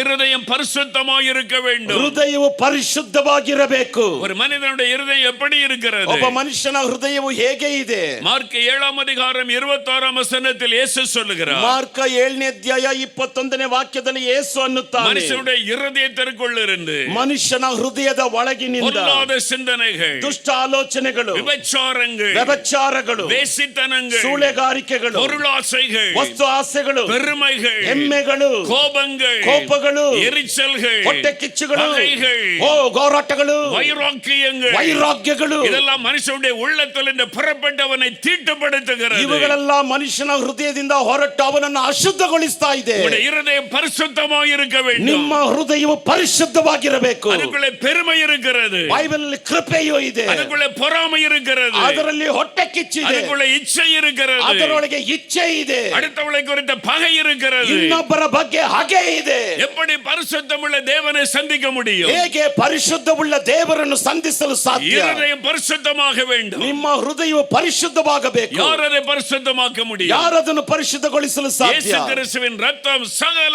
பாவங்களை நீக்கி சுத்திகரிக்கும். ಯೇಸು ಕ್ರಿಸ್ತನ ರಕ್ತವು ಸಕಲ ಪಾಪಗಳನ್ನು ನೀಗಿಸಿ ಶುದ್ಧೀಕರಿಸುತ್ತದೆ. நீங்கள் பரிசுத்தமடைய ஒரே ஒரு வழி, ನೀವು ಪರಿಶುದ್ಧವಾಗಲು ಒಂದೇ ಒಂದು ದಾರಿ, பரிசுத்தமுள்ள கடவுள் உள்ளத்திற்குள் வர வேண்டும். ಪರಿಶುದ್ಧವುಳ್ಳ ದೇವರು ಹೃದಯದ ಒಳಗೆ ಬರಬೇಕು. பரிசுத்தமுள்ள கடவுள் உள்ளத்துக்குள்ளே வர வேண்டும். ಪರಿಶುದ್ಧವುಳ್ಳ ದೇವರು ಹೃದಯದ ಒಳಗೆ ಬರಬೇಕು. நான் பிரசங்கிக்கிற இயேசு பரிசுத்தமுள்ள தேவன். ನಾನು ಪ್ರಸಂಗಿಸುವಂತ ಯೇಸು ಪರಿಶುದ್ಧವುಳ್ಳ ದೇವರು. அவர் பரிசுத்தமுள்ள தேவன். ಆತನು ಪರಿಶುದ್ಧವುಳ್ಳ ದೇವರು. அவருடைய பார்வையிலே பரிசுத்தம், ಆತನ ನೋಟದಲ್ಲಿ ಪರಿಶುದ್ಧ, அவருடைய வாழ்க்கையிலே பரிசுத்தம், ಆತನ ಜೀವಿತದಲ್ಲಿ ಪರಿಶುದ್ಧತೆ. பரிசுத்தமுள்ள தேவன் உள்ளத்திலே வரும் பொழுதுதான் பரிசுத்தம் உண்டாகும். ಪರಿಶುದ್ಧವುಳ್ಳ ದೇವರು ಹೃದಯದ ಒಳಗೆ ಬರುವಾಗಲೇ ಪರಿಶುದ್ಧತೆ ಉಂಟಾಗುತ್ತದೆ. அந்த தேவன் உங்களுடைய உள்ளத்தில் இடம் கொடுக்க வேண்டும். ಆ ದೇವರಿಗೆ ನಿಮ್ಮ ಹೃದಯದ ಒಳಗೆ ಸ್ಥಳ ಕೊಡಬೇಕು. ரத்தம் உங்களை கழுவி சுத்திகரிக்கும். ಆತನ ರಕ್ತವು ನಿಮ್ಮನ್ನು ತೊಳೆದು அவர் ಶುದ್ಧೀಕರಿಸುತ್ತದೆ. உங்களுக்குள் வந்து வாசம் பண்ணும்போது ಆತನು ನಿಮ್ಮೊಳಗೆ ಬಂದು ವಾಸ ಮಾಡುವಾಗ பரிசுத்தத்தின் பாதையிலே நடத்துவார். ನಿಮ್ಮನ್ನು ಪರಿಶುದ್ಧತೆಯ ಹಾದಿಯಲ್ಲಿ ನಡೆಸುವ, பரிசுத்தத்தின் பாதையிலே நடத்துவார். ಪರಿಶುದ್ಧದ ಹಾದಿಯಲ್ಲಿ ನಡೆಸುವ. எபிரேயர் 12ஆம் அதிகாரம் ಇಬ್ರಿಯರಿಗೆ 12ನೇ ಅಧ್ಯಾಯ 14ஆம் வசனம் சொல்லுகிறது, 14ನೇ ವಾಕ್ಯ ಅನ್ನುತ್ತದೆ, யாவரோடும் சமாதானமாயிருங்கள், ಎಲ್ಲರೊಟ್ಟಿಗೂ ಸಮಾಧಾನದಿಂದಿರಿ, பரிசுத்தமுள்ளவர்களாய் இருக்க நாடுங்கள். ಪರಿಶುದ್ಧವಾಗಿ ಇರಲು ನೀವು ಹುಡುಕಿರಿ. பரிசுத்தமில்லாமல் ஒருவனும் தேவனை தரிசிப்பது இல்லை. ಪರಿಶುದ್ಧತೆ ಇಲ್ಲದೆ ಒಬ್ಬನು ದೇವರನ್ನು ದರ್ಶಿಸಲು ಸಾಧ್ಯವಿಲ್ಲ. மெய்யான தெய்வத்தை தரிசிக்க வேண்டுமானால் பரிசுத்தம் இருக்க வேண்டும். ನಿಜವಾದ ದೇವರನ್ನು ದರ್ಶಿಸಬೇಕಾದರೆ ಪರಿಶುದ್ಧತೆ ಇರಬೇಕು. இயேசு கிறிஸ்துவின் சிலையை செஞ்சு வச்சிட்டு ಯೇಸು ಕ್ರಿಸ್ತನ ಶಿಲೆಯನ್ನು ಮಾಡಿಟ್ಟು அதை பார்த்துட்டு நான் இயேசுவை தரிசிச்சிட்டேன், ಅದನ್ನು ನೋಡ್ಬಿಟ್ಟು ನಾನು ಯೇಸುವನ್ನು ದರ್ಶಿಸ್ಬಿಟ್ಟೆ, கடவுளை நான் தரிசிச்சிட்டேன், ದೇವರನ್ನು ದರ್ಶಿಸ್ಬಿಟ್ಟೆ. இல்லை, ಇಲ್ಲ, உங்களை நீங்களே ஏமாற்றி கொண்டிருக்கிறீர்கள். ನಿಮ್ಮನ್ನು ನೀವೇ ಮೋಸಗೊಳಿಸ್ತಿದ್ದೀರಿ. கடவுள் சிலையிலும் அல்ல, படத்திலும் அல்ல, ದೇವರು ಶಿಲೆಯಲ್ಲೂ ಅಲ್ಲ, ಚಿತ್ರದಲ್ಲಿಯೂ அவர் ಅಲ್ಲ. ஆவியாய் இருக்கிறவர். ಆತನು ಆತ್ಮನಾಗಿರುವ ಆತನು ஆவிக்குரிய நிலைமையில தான் அவரை தரிசிக்க முடியும். ಆತ್ಮೀಕವಾದಂತ ಸ್ಥಿತಿಯಲ್ಲೇ ಆತನನ್ನು ದರ್ಶಿಸಲು அதற்கு ಸಾಧ್ಯ. உங்களுடைய இருதயத்தில் பரிசுத்தம் இருக்க வேண்டும். ಅದಕ್ಕೆ ನಿಮ್ಮ ಹೃದಯದಲ್ಲಿ ಪರಿಶುದ್ಧತೆ ಇರಬೇಕು. சிலையை செஞ்சு நான் கடவுளை தரிசித்தேன்னா ஊழல் பண்ற அரசியல்வாதி எல்லாம் தரிசித்தேன்னு சொல்லுகிறான். ಶಿಲೆಯನ್ನು ಮಾಡಿ ಅದನ್ನು ನೋಡಿ ದೇವರನ್ನು ದರ್ಶಿಸಿದೆ ಎಂಬುದಾಗಿ ಹೇಳುವುದಾದರೆ ಭ್ರಷ್ಟಾಚಾರ ಮಾಡುವಂತ ಎಲ್ಲಾ ರಾಜಕಾರಣಿಗಳು விபச்சாரம் பண்ணுகிறவன், வேசித்தனம் பண்ணுகிறவன், லஞ்சம் வாங்குகிறவன் நான் கடவுளை தரிசித்து விட்டேன் என்கிறான். ವ್ಯಭಿಚಾರ ಮಾಡುವವನು, ವೇಷಿತನ ಮಾಡುವವನು, ಲಂಚವನ್ನು ತೆಗೆದುಕೊಳ್ಳುವವನು ನಾನು ದೇವರನ್ನು ದರ್ಶಿಸಿದೆ ಎಂಬುದಾಗಿ ಹೇಳ್ತಾನೆ. தங்களை தாங்களே ஏமாற்றிக் கொண்டிருக்கிறார்கள். ತಮ್ಮನ್ನು ತಾವೇ ಏಮಾರಿಸಿಕೊಳ್ಳುತ್ತಿದ್ದಾರೆ. கிறிஸ்தவனே, உன்னை நீ ஏமாற்றிக் கொள்ளாதே. ಕ್ರೈಸ್ತನೇ, ನಿನ್ನನ್ನು ನೀನು ಏಮಾರಿಸಿಕೊಳ್ಳಬೇಡ. தேவன் ஆவியாய் இருக்கிறார். ದೇವರು ಆತ್ಮನಾಗಿದ್ದಾನೆ. அவரை தரிசிப்பதற்கு பரிசுத்தம் அவசியம். ಆತನನ್ನು ದರ್ಶಿಸುವುದಕ್ಕೆ ಪರಿಶುದ್ಧತೆ ಅವಶ್ಯ. அவருடைய ரத்தத்தினால் நீ கழுவப்பட வேண்டும். ಆತನ ರಕ್ತದಿಂದ ನೀನು ತೊಳೆಯಲ್ಪಡಬೇಕು. பரிசுத்த வாழ்க்கைக்கு ஒப்பு கொடுக்க வேண்டும். ಪರಿಶುದ್ಧ ಜೀವಿತಕ್ಕೆ ಒಪ್ಪಿಸಿಕೊಡಬೇಕು. எப்படி பரிசுத்தமாய் வாழ்வது? ಹೇಗೆ ಪರಿಶುದ್ಧವಾಗಿ ಜೀವಿಸುವುದು? பாவ நிறைந்த உலகம், ಪಾಪ ತುಂಬಲ್ಪಟ್ಟ ಲೋಕ, கண்களின் பரிசுத்தத்தை கெடுக்கிற காட்சிகள் பெருகி இருக்கிறது. ಕಣ್ಣುಗಳ ಪರಿಶುದ್ಧತೆಯನ್ನು ಕೆಡಿಸುವಂತ ದೃಶ್ಯಗಳು ಅಧಿಕವಾಗಿದೆ. சிந்தனையை கெடுக்கிற பாவங்கள் பெருகி இருக்கிறது. ಆಲೋಚನೆಯನ್ನು ಕೆಡಿಸುವಂತ ಪಾಪಗಳು ಹೆಚ್ಚಾಗಿದೆ. வேலை செய்கிற இடத்துல சோதனை, ಕೆಲಸ ಮಾಡುವಂತ ಜಾಗದಲ್ಲಿ ಶೋಧನೆ, வசிக்கிற இடத்துல பாவ சோதனை, ವಾಸ ಮಾಡುವಂತ ಜಾಗದಲ್ಲಿ ಪಾಪ ಶೋಧನೆ, எங்கு பாவம் நிறைந்திருக்கிறது. ಎಲ್ಲಿಯೂ ಪಾಪ ತುಂಬಲ್ಪಟ್ಟಿದೆ. எப்படி பரிசுத்தமாய் வாழுவது? ಹೇಗೆ ಪರಿಶುದ್ಧವಾಗಿ ಜೀವಿಸುವುದು? ஆண்டவர் சொல்லுகிறார், ದೇವರನ್ನುತ್ತಿದ್ದಾನೆ, நானே உன்னை பரிசுத்தமாக்குற தேவன். ನಾನೇ ನಿನ್ನನ್ನು ಪರಿಶುದ್ಧಗೊಳಿಸುವಂತ ದೇವರು. நான் உன்னை பரிசுத்தத்திலே காத்துக்கொள்ளுவேன். ನಾನು ನಿನ್ನನ್ನು ಪರಿಶುದ್ಧತೆಯಲ್ಲಿ அவரை ಕಾದುಕೊಳ್ಳುವೆ. சார்ந்து கொள்ள வேண்டும். ಆತನ ಮೇಲೆ ಭರವಸೆ ಇಡಬೇಕು. ಬಯಸಬೇಕು, பரிசுத்தத்தை விரும்ப வேண்டும், ಪರಿಶುದ್ಧತೆಯನ್ನು ಬಯಸಬೇಕು, பரிசுத்தத்திற்காக ஒப்பு கொடுக்க வேண்டும், ಪರಿಶುದ್ಧತೆಗಾಗಿ ಒಪ್ಪಿಸಿಕೊಡಬೇಕು, ரட்சிப்பு நிறைவேற பிரயாசப்பட வேண்டும். ರಕ್ಷಣೆ ನೆರವೇರಲು ಪ್ರಯಾಸ ಪಡಬೇಕು. அதற்கு தேவன் ஒரு அற்புதம் செய்கிறார். ಅದಕ್ಕೆ ದೇವರೊಂದು ಅದ್ಭುತವನ್ನು ಮಾಡ್ತಾನೆ. அப்போஸ்தலர் 1:8 ಅಪೊಸ್ತಲರ 1ನೇ ಅಧ್ಯಾಯ 8ನೇ ವಾಕ್ಯ. பரிசுத்த ஆவியை நான் உங்களுக்கு தருகிறேன், ಪವಿತ್ರ ಆತ್ಮನನ್ನು ನಾನು ನಿಮಗೆ அவர் ಕೊಡುತ್ತೇನೆ, வரும் பொழுது உங்களுக்கு ஒரு வல்லமையை தருவார். ಆತನು ಬರುವಾಗ ನಿಮಗೊಂದು ಬಲವನ್ನು ಕೊಡುವ. பரிசுத்த ஆவி வரும் பொழுது நீங்கள் வல்லமையை பெற்றுக் கொள்வீர்கள். ಪವಿತ್ರಾತ್ಮನು ಬರುವಾಗ ನೀವು ಬಲವನ್ನು ಹೊಂದಿಕೊಳ್ಳುವಿರಿ. என்ன வல்லமை? ಏನ್ ಬಲ? சோதனைகளை மேற்கொள்ளக்கூடிய வல்லமை, ಶೋಧನೆಗಳನ್ನು ಜಯಿಸತಕ್ಕಂತ ಬಲ, பாவத்தை மேற்கொள்ளக்கூடிய வல்லமை, ಪಾಪವನ್ನು ಜಯಿಸತಕ್ಕಂತ ಬಲ, பாவம் நிறைந்த உலகத்தில் பரிசுத்தமாய் வாழக்கூடிய வல்லமை, ಪಾಪ ತುಂಬಿರುವಂತ ಲೋಕದಲ್ಲಿ ಪರಿಶುದ್ಧವಾಗಿ ಜೀವಿಸುವಂತ ಒಂದು ಬಲ. அந்த வல்லமையை தருகிறவர் ஆவியானவர். ಆ ಬಲವನ್ನು ಕೊಡುವ ಆತನು ಪರಿಶುದ್ಧಾತ್ಮನು. ஆகவே தான் ஆவியானவரை பெற்றுக் கொள்ளுங்கள் என்று இயேசு சொல்லுகிறார். ಆದ್ದರಿಂದಲೇ ಪವಿತ್ರಾತ್ಮನನ್ನು ಹೊಂದಿಕೊಳ್ಳಿರಿ ಎಂಬುದಾಗಿ ಯೇಸು ಅನ್ನುತ್ತಾನೆ. ஆகவே தான் கடைசி நாட்களில் மாம்சமான யாவர் ಮೇಲೆ ஆவியை ஊற்றுவேன் என்று வாக்கு கொடுத்திருக்கிறார். ಆದ್ದರಿಂದಲೇ ಕಡೆ ದಿವಸಗಳಲ್ಲಿ ಮನುಷ್ಯರಾದಂತ ಎಲ್ಲರ ಮೇಲೆ ನನ್ನ ಆತ್ಮವನ್ನು ಸುರಿಸುವೆನು ಎಂಬುದಾಗಿ ವಾಗ್ದಾನ ಕೊಟ್ಟಿದ್ದಾನೆ. வாலிபனே, நீ பரிசுத்தமாய் வாழ முடியும். ಯುವಕನೇ, ನೀನು ಪರಿಶುದ್ಧವಾಗಿ ಜೀವಿಸಲು ಸಾಧ್ಯ. வாலிப மகளே, நீ பரிசுத்தமாய் வாழ முடியும். ಯವನಸ್ಥ ಮಗಳೇ, ನೀನು ಪರಿಶುದ್ಧವಾಗಿ ಜೀವಿಸಲು ಸಾಧ್ಯ. அந்த வல்லமையை தருகிறவர் ஆவியானவர். ಆ ಬಲವನ್ನು ಕೊಡುವ ಆತನು ಪವಿತ್ರಾತ್ಮನು. அந்த வல்லமையை நீ பெற்றுக்கொண்டால், ಆ ಬಲವನ್ನು ನೀನು ಹೊಂದಿಕೊಂಡರೆ, நீ பரிசுத்தமாய் வாழ அவர் உனக்கு உதவி ನೀನು செய்வார். ಪರಿಶುದ್ಧವಾಗಿ ಜೀವಿಸಲು ಆತ ನಿನಗೆ ಸಹಾಯ ಮಾಡುವ. அதுக்கு தான் அபிஷேகம். ಅದಕ್ಕಾಗಿ ಅಭಿಷೇಕ. எபேசியர் 5:18 சொல்லுகிறார், ಎಫೆಸದವರಿಗೆ 5:18 ಅನ್ನುತ್ತದೆ, எப்பொழுதும் பரிசுத்த ஆவியினால் நிறைந்திருங்கள். ಯಾವಾಗಲೂ ಪವಿತ್ರಾತ್ಮ ಭರಿತರಾಗಿರಿ. நான் ரட்சிக்கப்பட்ட ಆರಂಭ ಕಾಲத்தில், ನಾನು ರಕ್ಷಣೆ ಹೊಂದಿದಂತ ಆರಂಭ ಕಾಲದಲ್ಲಿ, வாலிப வயதில் ಯವನಸ್ಥ ವಯಸ್ಸಿನಲ್ಲಿ பரிசுத்தமாய் வாழ்வதில் ஒரு பெரிய தடுமாற்றம். ಪರಿಶುದ್ಧವಾಗಿ ಜೀವಿಸುವುದರಲ್ಲಿ ಒಂದು ದೊಡ್ಡ ತಡವರಿಸುವಿಕೆ. பைபிள்ல சொல்லப்பட்ட மாதிரி பரிசுத்தமாய் வாழ முடியல. ಬೈಬಲ್ ಅಲ್ಲಿ ಹೇಳಿರೋ ಪ್ರಕಾರ ಪರಿಶುದ್ಧವಾಗಿ ಜೀವಿಸಕ್ಕಾಗ್ತಿಲ್ವಲ್ಲ. அதற்காக எவ்வளவோ ஜெபம் பண்ணினேன். ಅದಕ್ಕಾಗಿ ಎಷ್ಟೋ ಪ್ರಾರ್ಥನೆ ಮಾಡಿದೆ. கடைசியில் ஒரு தீர்மானம் பண்ணி, ಕಡೆಯದಾಗಿ ಒಂದು ತೀರ್ಮಾನ ಮಾಡಿದೆ. வாலிப வயசுல பரிசுத்தமா வாழ முடியாது. ಯವನಸ್ಥ ವಯಸ್ಸಿನಲ್ಲಿ ಪರಿಶುದ್ಧವಾಗಿ ಜೀವಿಸಲು ಸಾಧ್ಯವಿಲ್ಲ. வயதான காலத்துல பார்த்துக்கொள்ளலாம், ವಯಸ್ಸಾದ ಕಾಲದಲ್ಲಿ ನೋಡ್ಕೊಳ್ಳೋಣ.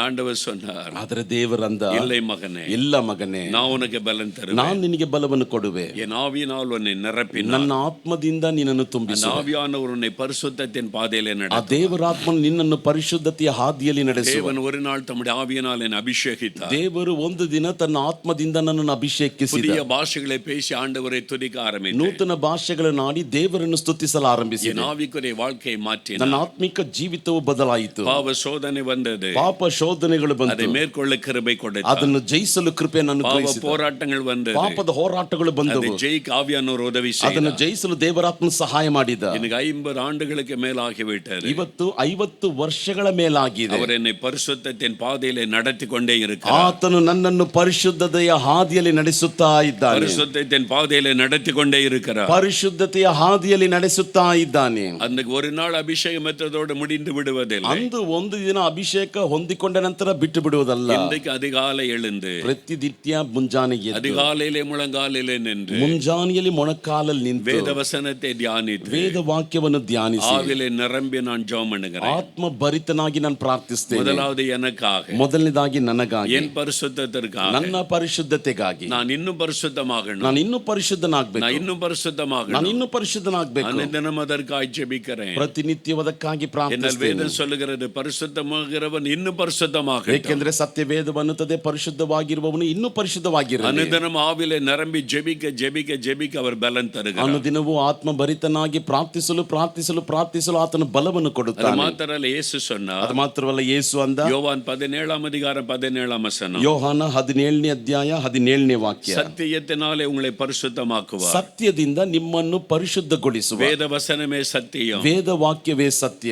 தினம் வேதத்தை தியானித்து ஜெபிக்கணும். ಪ್ರತಿನಿತ್ಯವೂ ವೇದವನ್ನು ಧ್ಯಾನಿಸಿ ಪ್ರಾರ್ಥಿಸಬೇಕು. ஒரு நாளைக்கு 5 நிமிஷம் கூட பைபிள் வாசிக்காத கிறிஸ்தவங்க எத்தனை பேர்? ಒಂದು ದಿನಕ್ಕೆ 5 ನಿಮಿಷ ಕೂಡ ಬೈಬಲ್ ಓದದೇ ಇರುವಂತ ಕ್ರೈಸ್ತರು ಎಷ್ಟು ಜನ? ஒரு நாளைக்கு 5 நிமிடம் கூட முழங்கால் படிட்டு ஜெபிக்காத கிறிஸ்தவர்கள் எத்தனை பேர்? ಒಂದು ದಿನದಲ್ಲಿ 5 ನಿಮಿಷ ಕೂಡ ಮೊಣಕಾಲೂರಿ ಪ್ರಾರ್ಥನೆ ಮಾಡದೇ ಇರುವಂತ ಕ್ರೈಸ್ತರು ಎಷ್ಟು ಜನ எப்படி ಇದ್ದಾರೆ? பரிசுத்தமாய் வாழ முடியும்? ಹೇಗೆ ಪರಿಶುದ್ಧವಾಗಿ ಜೀವಿಸಲು எப்படி ಸಾಧ್ಯ? இயேசுவை நீங்கள் சந்திக்க முடியும்? ಹೇಗೆ ನೀವು ಯೇಸುವನ್ನು ಸಂಧಿಸಲು ಸಾಧ್ಯ? இயேசு சொல்ல, இடைவிட இடைவிடாமல் ஜெபிங்கள் என்று இயேசு கட்டளை ಯೇಸು கொடுத்திருக்கிறார். ಅಂದನು ಎಡಬಿಡದೆ ಪ್ರಾರ್ಥನೆ ಮಾಡ್ರಿ ಎಂಬುದಾಗಿ ಕಟ್ಟಳೆಯನ್ನು ಕೊಟ್ಟಿದ್ದಾನೆ. வேத வசனத்தை தியானியுங்கள் என்று ಆಲೋಚನೆ ವೇದ கொடுத்திருக்கிறார். ವಾಕ್ಯವನ್ನು ಧ್ಯಾನಿಸಿರಿ ಎಂಬುದಾಗಿ ಆಲೋಚನೆಯನ್ನು ಕೊಟ್ಟಿದ್ದಾನೆ. அதிகாலையில் இந்த வசனத்தை தியானித்து ஆவிலே நிரம்பி ஜெபியுங்கள். ಮುಂಜಾನೆಯಲ್ಲಿ ಎದ್ದು ವಾಕ್ಯವನ್ನು ಧ್ಯಾನಿಸಿ ಆತ್ಮಭರಿತರಾಗಿ ಪ್ರಾರ್ಥಿಸಿರಿ. அது உங்களை பரிசுத்தத்திலே வழி நடத்தும். ಅದು ನಿಮ್ಮನ್ನು ಪರಿಶುದ್ಧತೆಯಲ್ಲಿ ದಾರಿ அப்பொழுது ನಡೆಸುತ್ತದೆ. இயேசு வரும்பொழுது அவரை தைரியமாய் சந்திக்க முடியும். ಆಗ ಯೇಸು ಬರುವಾಗ ಆತನನ್ನು ಧೈರ್ಯವಾಗಿ ಸಂಧಿಸಬಹುದು. இரண்டாவதாக ಎರಡನೆಯದಾಗಿ மத்தேயு 25 அதிகாரம் ಮತ್ತಾಯ 25ನೇ ಅಧ್ಯಾಯ 19 வசனத்தை வாசிக்க கேட்போம். 19ನೇ ವಾಕ್ಯವನ್ನು ಓದಲು ಕೇಳೋಣ. ಬಹುಕಾಲದ ಮೇಲೆ ಆ ಆಳುಗಳ ದನಿಯು ಬಂದು ಅವರಿಂದ ಲೆಕ್ಕ ತೆಗೆದುಕೊಳ್ಳಲು 5 ತಾಲಂತು ಹೊಂದಿದವನು ಮುಂದೆ ಬಂದನು. எஜமானனாக அவர் திரும்பி வந்தார். ದನಿಯಾಗಿ ಯಜಮಾನನಾಗಿ ಆತನ ಹಿಂದಿರುಗಿ ಬಂದ. இயேசு சொல்லுகிறார், முதலாவது அவர் மணவாளனாக வெளிப்படுவார். ಯೇಸು ಅನ್ನುತ್ತಿದ್ದಾನೆ, ಮೊದಲನೇದಾಗಿ ಮದಲಿಂಗನಾಗಿ ಆತನು ಪ್ರತ್ಯಕ್ಷನಾಗುವ. இரண்டாவது எஜமானனாக வெளிப்படுவார். ಎರಡನೇದಾಗಿ ಯಜಮಾನನಾಗಿ ಆತನು ಪ್ರತ್ಯಕ್ಷನಾಗುವ. தன்னுடைய ஊழியர்களுக்காக அவர் தன்னை வெளிப்படுத்துவார். ತನ್ನ ಸೇವಕರಿಗಾಗಿ ತನ್ನನ್ನು ಪ್ರತ್ಯಕ್ಷಪಡಿಸುವ. உலகமெங்கும் அவருடைய சுவிசேஷத்தை அறிவிக்கிற லட்சக்கணக்கான ஊழியர்கள் இருக்கிறார்கள். ಲೋಕದ ಎಲ್ಲೆಡೆ ತನ್ನ ಶುಭ ವರ್ತಮಾನವನ್ನು ಸಾರುವಂತ ಲಕ್ಷಗಟ್ಟಲೆ ದೇವ ಸೇವಕರಿದ್ದಾರೆ. ஒரு ஊழியக்காரனை கொலை செய்தால் அதிலிருந்து 1000 ஊழியர்கள் எழும்புவார்கள். ಒಬ್ಬ ಸೇವಕನನ್ನು ಕೊಲೆ ಮಾಡುವುದಾದರೆ ಅದರಿಂದ 1000 ಸೇವಕರು ಎದ್ದೇಳುತ್ತಾರೆ. யாரும் அதை தடுத்து விட முடியாது. ಯಾರು ಅದನ್ನು ತಡೆ ಮಾಡಲು ಸಾಧ್ಯವಿಲ್ಲ. என்றால் இது வேதத்தின் சத்தியம். ಏಕೆಂದರೆ ಇದು ವೇದದ ಸತ್ಯ. இயேசுவை அறிவிக்கிறவர்கள் திரளாய் எழும்பி இருக்கிறார்கள். ಯೇಸುವನ್ನು ಸಾರುವವರು ಹೇರಾಳವಾಗಿ ಎದ್ದಿದ್ದಾರೆ. நீங்கள் தேவனுடைய ஊழியராய் இருக்கலாம். ನೀವು ದೇವರ ಸೇವಕರಾಗಿರಬಹುದು. தேவனுடைய ஊழியக்காரியாய் இருக்கலாம். ದೇವರ ಸೇವಕಿಯಾಗಿರಬಹುದು. நமக்கு பாடுகள் ಉಂಟು. ನಮಗೆ ಪಾಡುಗಳು ಉಂಟು. நிந்தைகள் ಉಂಟು. ನಿಂದನೆಗಳು ಉಂಟು. ಅವಮಾನಗಳು ಉಂಟು. ಅವಮಾನಗಳು ಉಂಟು. ಅದಕ್ಕೆ ಮಧ್ಯದಲ್ಲಿ ನಾನು ஊழியம் செய்ய வேண்டும். ಅದರ ಮಧ್ಯದಲ್ಲಿಯೇ ಸೇವೆ ಮಾಡಬೇಕು. ஊழியம் என்பது பஞ்சமத்திலே நடப்பதல்ல. ಸೇವೆ ಎಂಬುದು ಹಾಸಿಗೆಯಲ್ಲಿ ನಡೆಯುವುದಂತಲ್ಲ.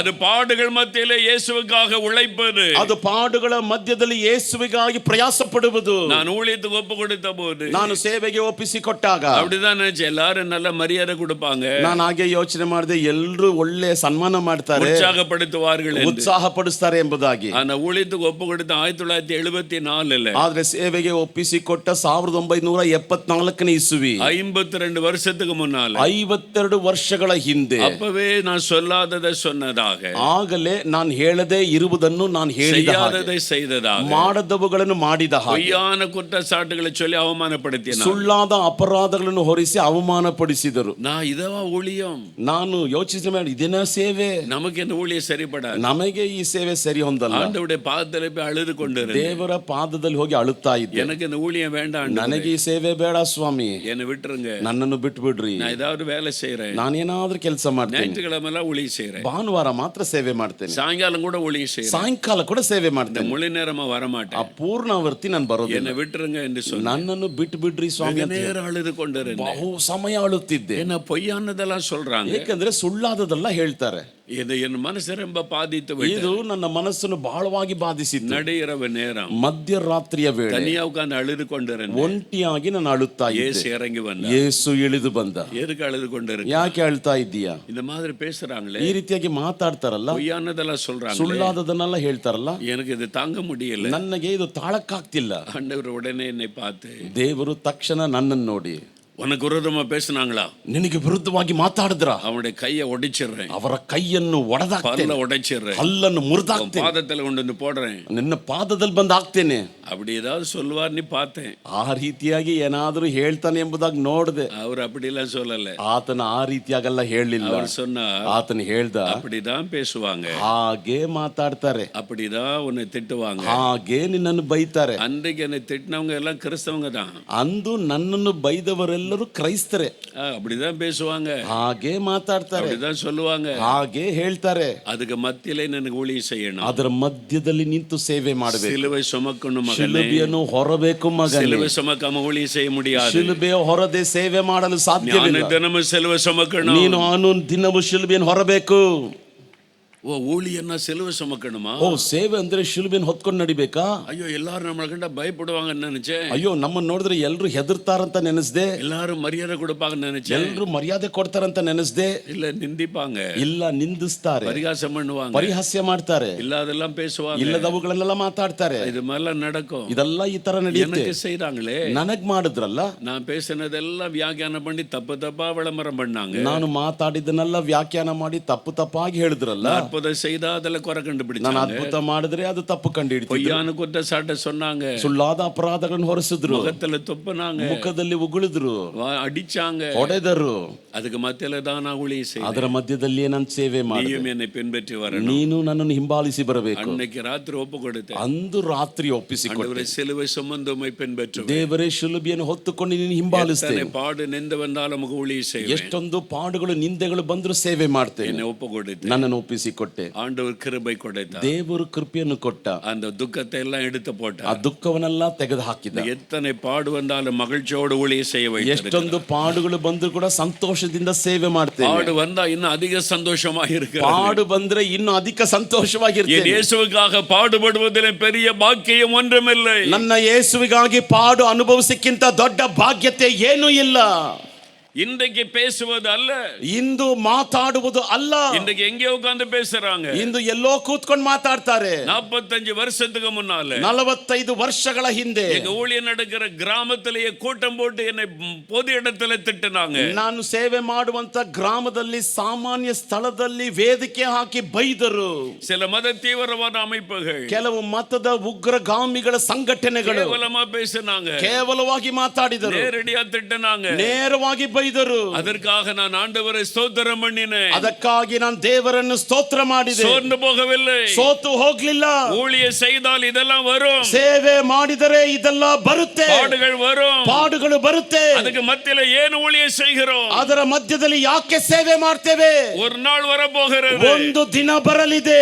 என் எஜமான் வரப்போகிறார், ನನ್ನ ಯಜಮಾನನು என் ಬರಲಿದ್ದಾನೆ, இயேசு வரப்போகிறார். ನನ್ನ ಯೇಸು ಬರಲಿದ್ದಾನೆ. நல்லது உத்தமமும் உண்மையுமான ஊழியக்காரனே, ಎಲ್ಲಾ ನಂಬಿಗಸ್ತನಾದಂತ ಸೇವಕನೇ, நீ கொஞ்சத்திலே உண்மையாயிருந்தாய், ನೀನು ಸ್ವಲ್ಪದಲ್ಲಿ ನಂಬಿಗಸ್ತನಾಗಿದ್ದೆ, எஜமானுடைய சந்தோஷத்துக்குள் பிரவேசி என்று சொல்லுவார். ಯಜಮಾನನ ಸಂತೋಷದಲ್ಲಿ ಪ್ರವೇಶಿಸು ಅನ್ನುತ್ತಾನೆ. அவர் பலனை கொண்டு வருகிறார். ಆತನು ಫಲವನ್ನು ಕೊಂಡು ಬರುತ್ತಾನೆ. என் உடன் ஊழியக்காரனே, ನನ್ನ ಜೊತೆ என் ಸೇವಕನೇ, உடன் ஊழியக்காரி, ನನ್ನ ಜೊತೆ ಸೇವಕಿಯೇ, அருமையா சபை நடத்துகிற மெய்ப்பர்களே, ಪ್ರಿಯ ಸಭೆಯನ್ನು ನಡೆಸುವಂತ ಕುರುಬರೇ, சுவிசேஷம் அறிவிக்கிறவர்களே, ಸುವಾರ್ತೆಯನ್ನು ಸಾರುವವರೇ, பாடுகள் வரும், ಪಾಡುಗಳು ಬರುತ್ತೆ, நிந்தைகள் வரும், ನಿಂದನೆಗಳು ಬರುತ್ತೆ, எதிர்ப்புகள் வரும், ಕಳೆಯುವಿಕೆಗಳು ಬರುತ್ತೆ, அடிபட வேண்டியது வரும். ಹೊಡೆಯಲ್ಪಡಬೇಕಾಗಿರುವುದು ಬರುತ್ತೆ. சோர்ந்து போகாதிருங்கள். ಸೋತು ಹೋಗದಿರಿ. இந்த உலகத்தின் பாடுகள் முடிவடைகிற காலம் வந்து விட்டது. ಈ ಲೋಕದ ಪಾಡುಗಳು ಅಂತ್ಯಗೊಳ್ಳುವಂತ ಕಾಲವು ಬಂದಿದೆ. எஜமான் வருகிறார், ಯಜಮಾನನು ಬರುತ್ತಾನೆ, எஜமான் வருகிறார், ಯಜಮಾನನು ಬರುತ್ತಾನೆ, உங்களுடைய பலனை கொண்டு வருகிறார். ನಿಮಗೆ ಬೇಕಾಗಿರುವಂತ ಫಲವನ್ನು ಕೊಂಡು ಬರುತ್ತಾನೆ. பாடுகள் மத்தியில ஊழியம் செய்கிற ஊழியக்காரன் பாக்கியவான். ಪಾಡುಗಳ ಮಧ್ಯದಲ್ಲಿ ಸೇವೆ ಮಾಡುವಂತ ಸೇವಕನು ಧನ್ಯನು.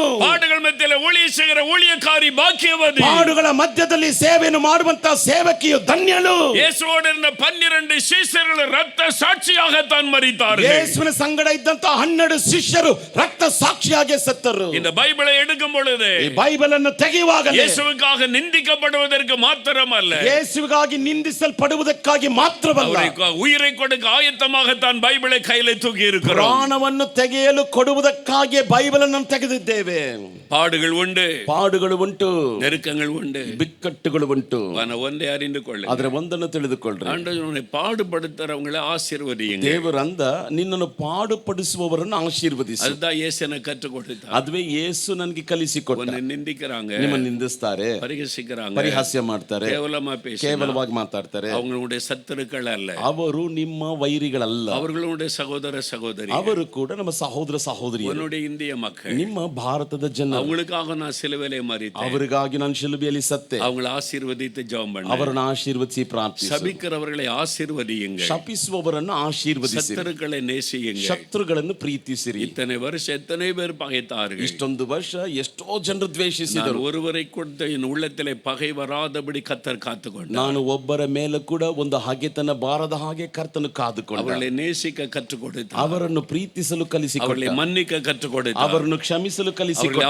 ஆசீர்வதிக்க கற்றுக் கொடுத்தார். ಅವರನ್ನು ಆಶೀರ್ವದಿಸಲು ಕಲಿಸಿಕೊಟ್ಟ. அதுதான் இயேசு. ಅದುವೇ ಯೇಸು.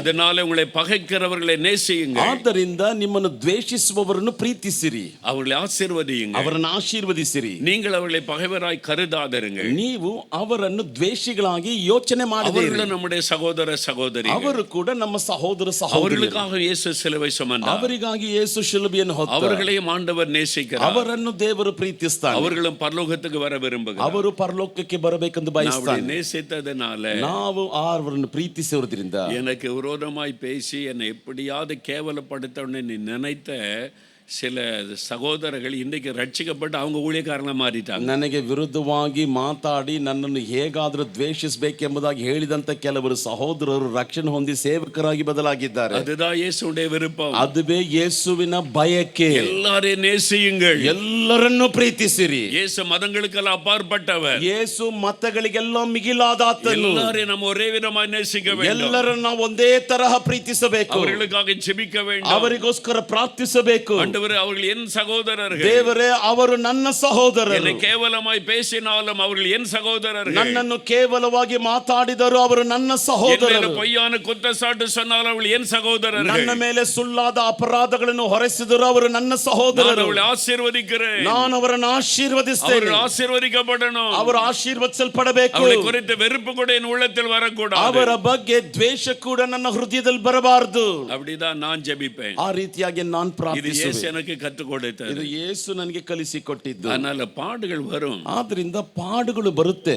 உபத்திரப்படுத்துகிற ஆட்கள் மேல கோபம் கொள்ளாதீங்க. ಉಪದ್ರವಪಡಿಸುವಂತ ಜನರ ಮೇಲೆ ಕೋಪಗೊಳ್ಳಬೇಡ್ರಿ. ನೀವು பொறுமையா ಸಹಿத்துக் ಕೊಳ್ಳುங்க. ನೀವು ಬಹಳ ತಾಳ್ಮೆಯಿಂದ ಸಹಿಸಿಕೊಳ್ಳಿ. ಪಾಡುகளை ಸಹಿத்துக் ಕೊಳ್ಳುங்க. ಪಾಡುಗಳನ್ನು ಸಹಿಸಿಕೊಳ್ಳಿ. ಯೇಸು ಸಿಲುಬೆயை ಸಹಿத்தார். ಯೇಸು ಶಿಲುಬೆಯನ್ನು ಸಹಿಸಿಕೊಂಡ. ಯೇಸು ಪಿಶಾಚು பிடித்தவன் சொல்றாங்க. ಯೇಸುವನ್ನು ದೆವ್ವ ಪೀಡಿತನೆಂಬುದಾಗಿ ಅಂದರು. ವ್ಯಾಧಿಯಸ್ಥரை ಗುಣಮಾக்குகிறார். ವ್ಯಾಧಿಸ್ಥರನ್ನು ಗುಣಪಡಿಸ್ತಾನೆ. ಅದ್ಭುತ செய்கிறார். ಅದ್ಭುತಗಳನ್ನು ಮಾಡ್ತಾನೆ. ಪಿಶಾಚು பிடிச்சிருக்குன்னு சொல்றாங்க. ಈತನಿಗೆ ದೆವ್ವ ಹಿಡಿದಿದೆ ಎಂಬುದಾಗಿ ಹೇಳ್ತಿದ್ದಾರೆ. ಮೆಂಟಲ್ சொல்றாங்க. ಹುಚ್ಚ ಎಂಬುದಾಗಿ ಹೇಳ್ತಿದ್ದಾರೆ. ಅದಕ್ಕೆ ಮತ್ತೆಲ್ಲ பொறுமையோடு ஊழியம் ಅದರ ಮಧ್ಯದಲ್ಲಿ ನಾನು ಸಹನೆಯಿಂದ ಸೇವೆ ಮಾಡಿದೆ. பொறுமையோடு ஊழியம் செய்யுங்க. ಸಹನೆಯಿಂದ ಸೇವೆ ಮಾಡಿ. தைரியமா செய்யுங்க. ಧೈರ್ಯವಾಗಿ ಮಾಡ್ರಿ. ಯಜಮಾನ್ வருகிறார். ಯಜಮಾನನು ಬರುತ್ತಾನೆ. உங்களுக்குரிய பலனை கொண்டு வருகிறார். ನಿಮಗೆ ತಕ್ಕ ಫಲವನ್ನು ಕೊಂಡು ಬರುತ್ತಿದ್ದಾನೆ. அவர் வருகை நாளிலே நீங்கள் கனப்படுத்தப்படுவீர்கள். ಆತನ ಬರೋಣದ ದಿನದಲ್ಲಿ ನೀವು ಘನಪಡಿಸಲ್ಪಡುವಿರಿ. கர்த்தர் உங்களை கனப்படுத்துவார். ಕರ್ತನು ನಿಮ್ಮನ್ನು ಘನಪಡಿಸುವ.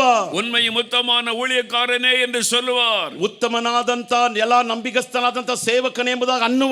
ಯಜಮಾನುடைய ಸಂತೋಷத்துக்குள் பிரவேசி என்று சொல்லுவார். ಯಜಮಾನನ ಸಂತೋಷದಲ್ಲಿ ಪ್ರವೇಶಿಸು ಎಂಬುದಾಗಿ ಅನ್ನುವ. நாம் இந்த உலகத்தின் பெருமைக்காக ஊழியம் செய்கிறவர்கள் அல்ல. ನಾವು ಈ ಲೋಕದ ಹೆಮ್ಮೆಗಾಗಿ ಸೇವೆ ಮಾಡುವವರಲ್ಲ.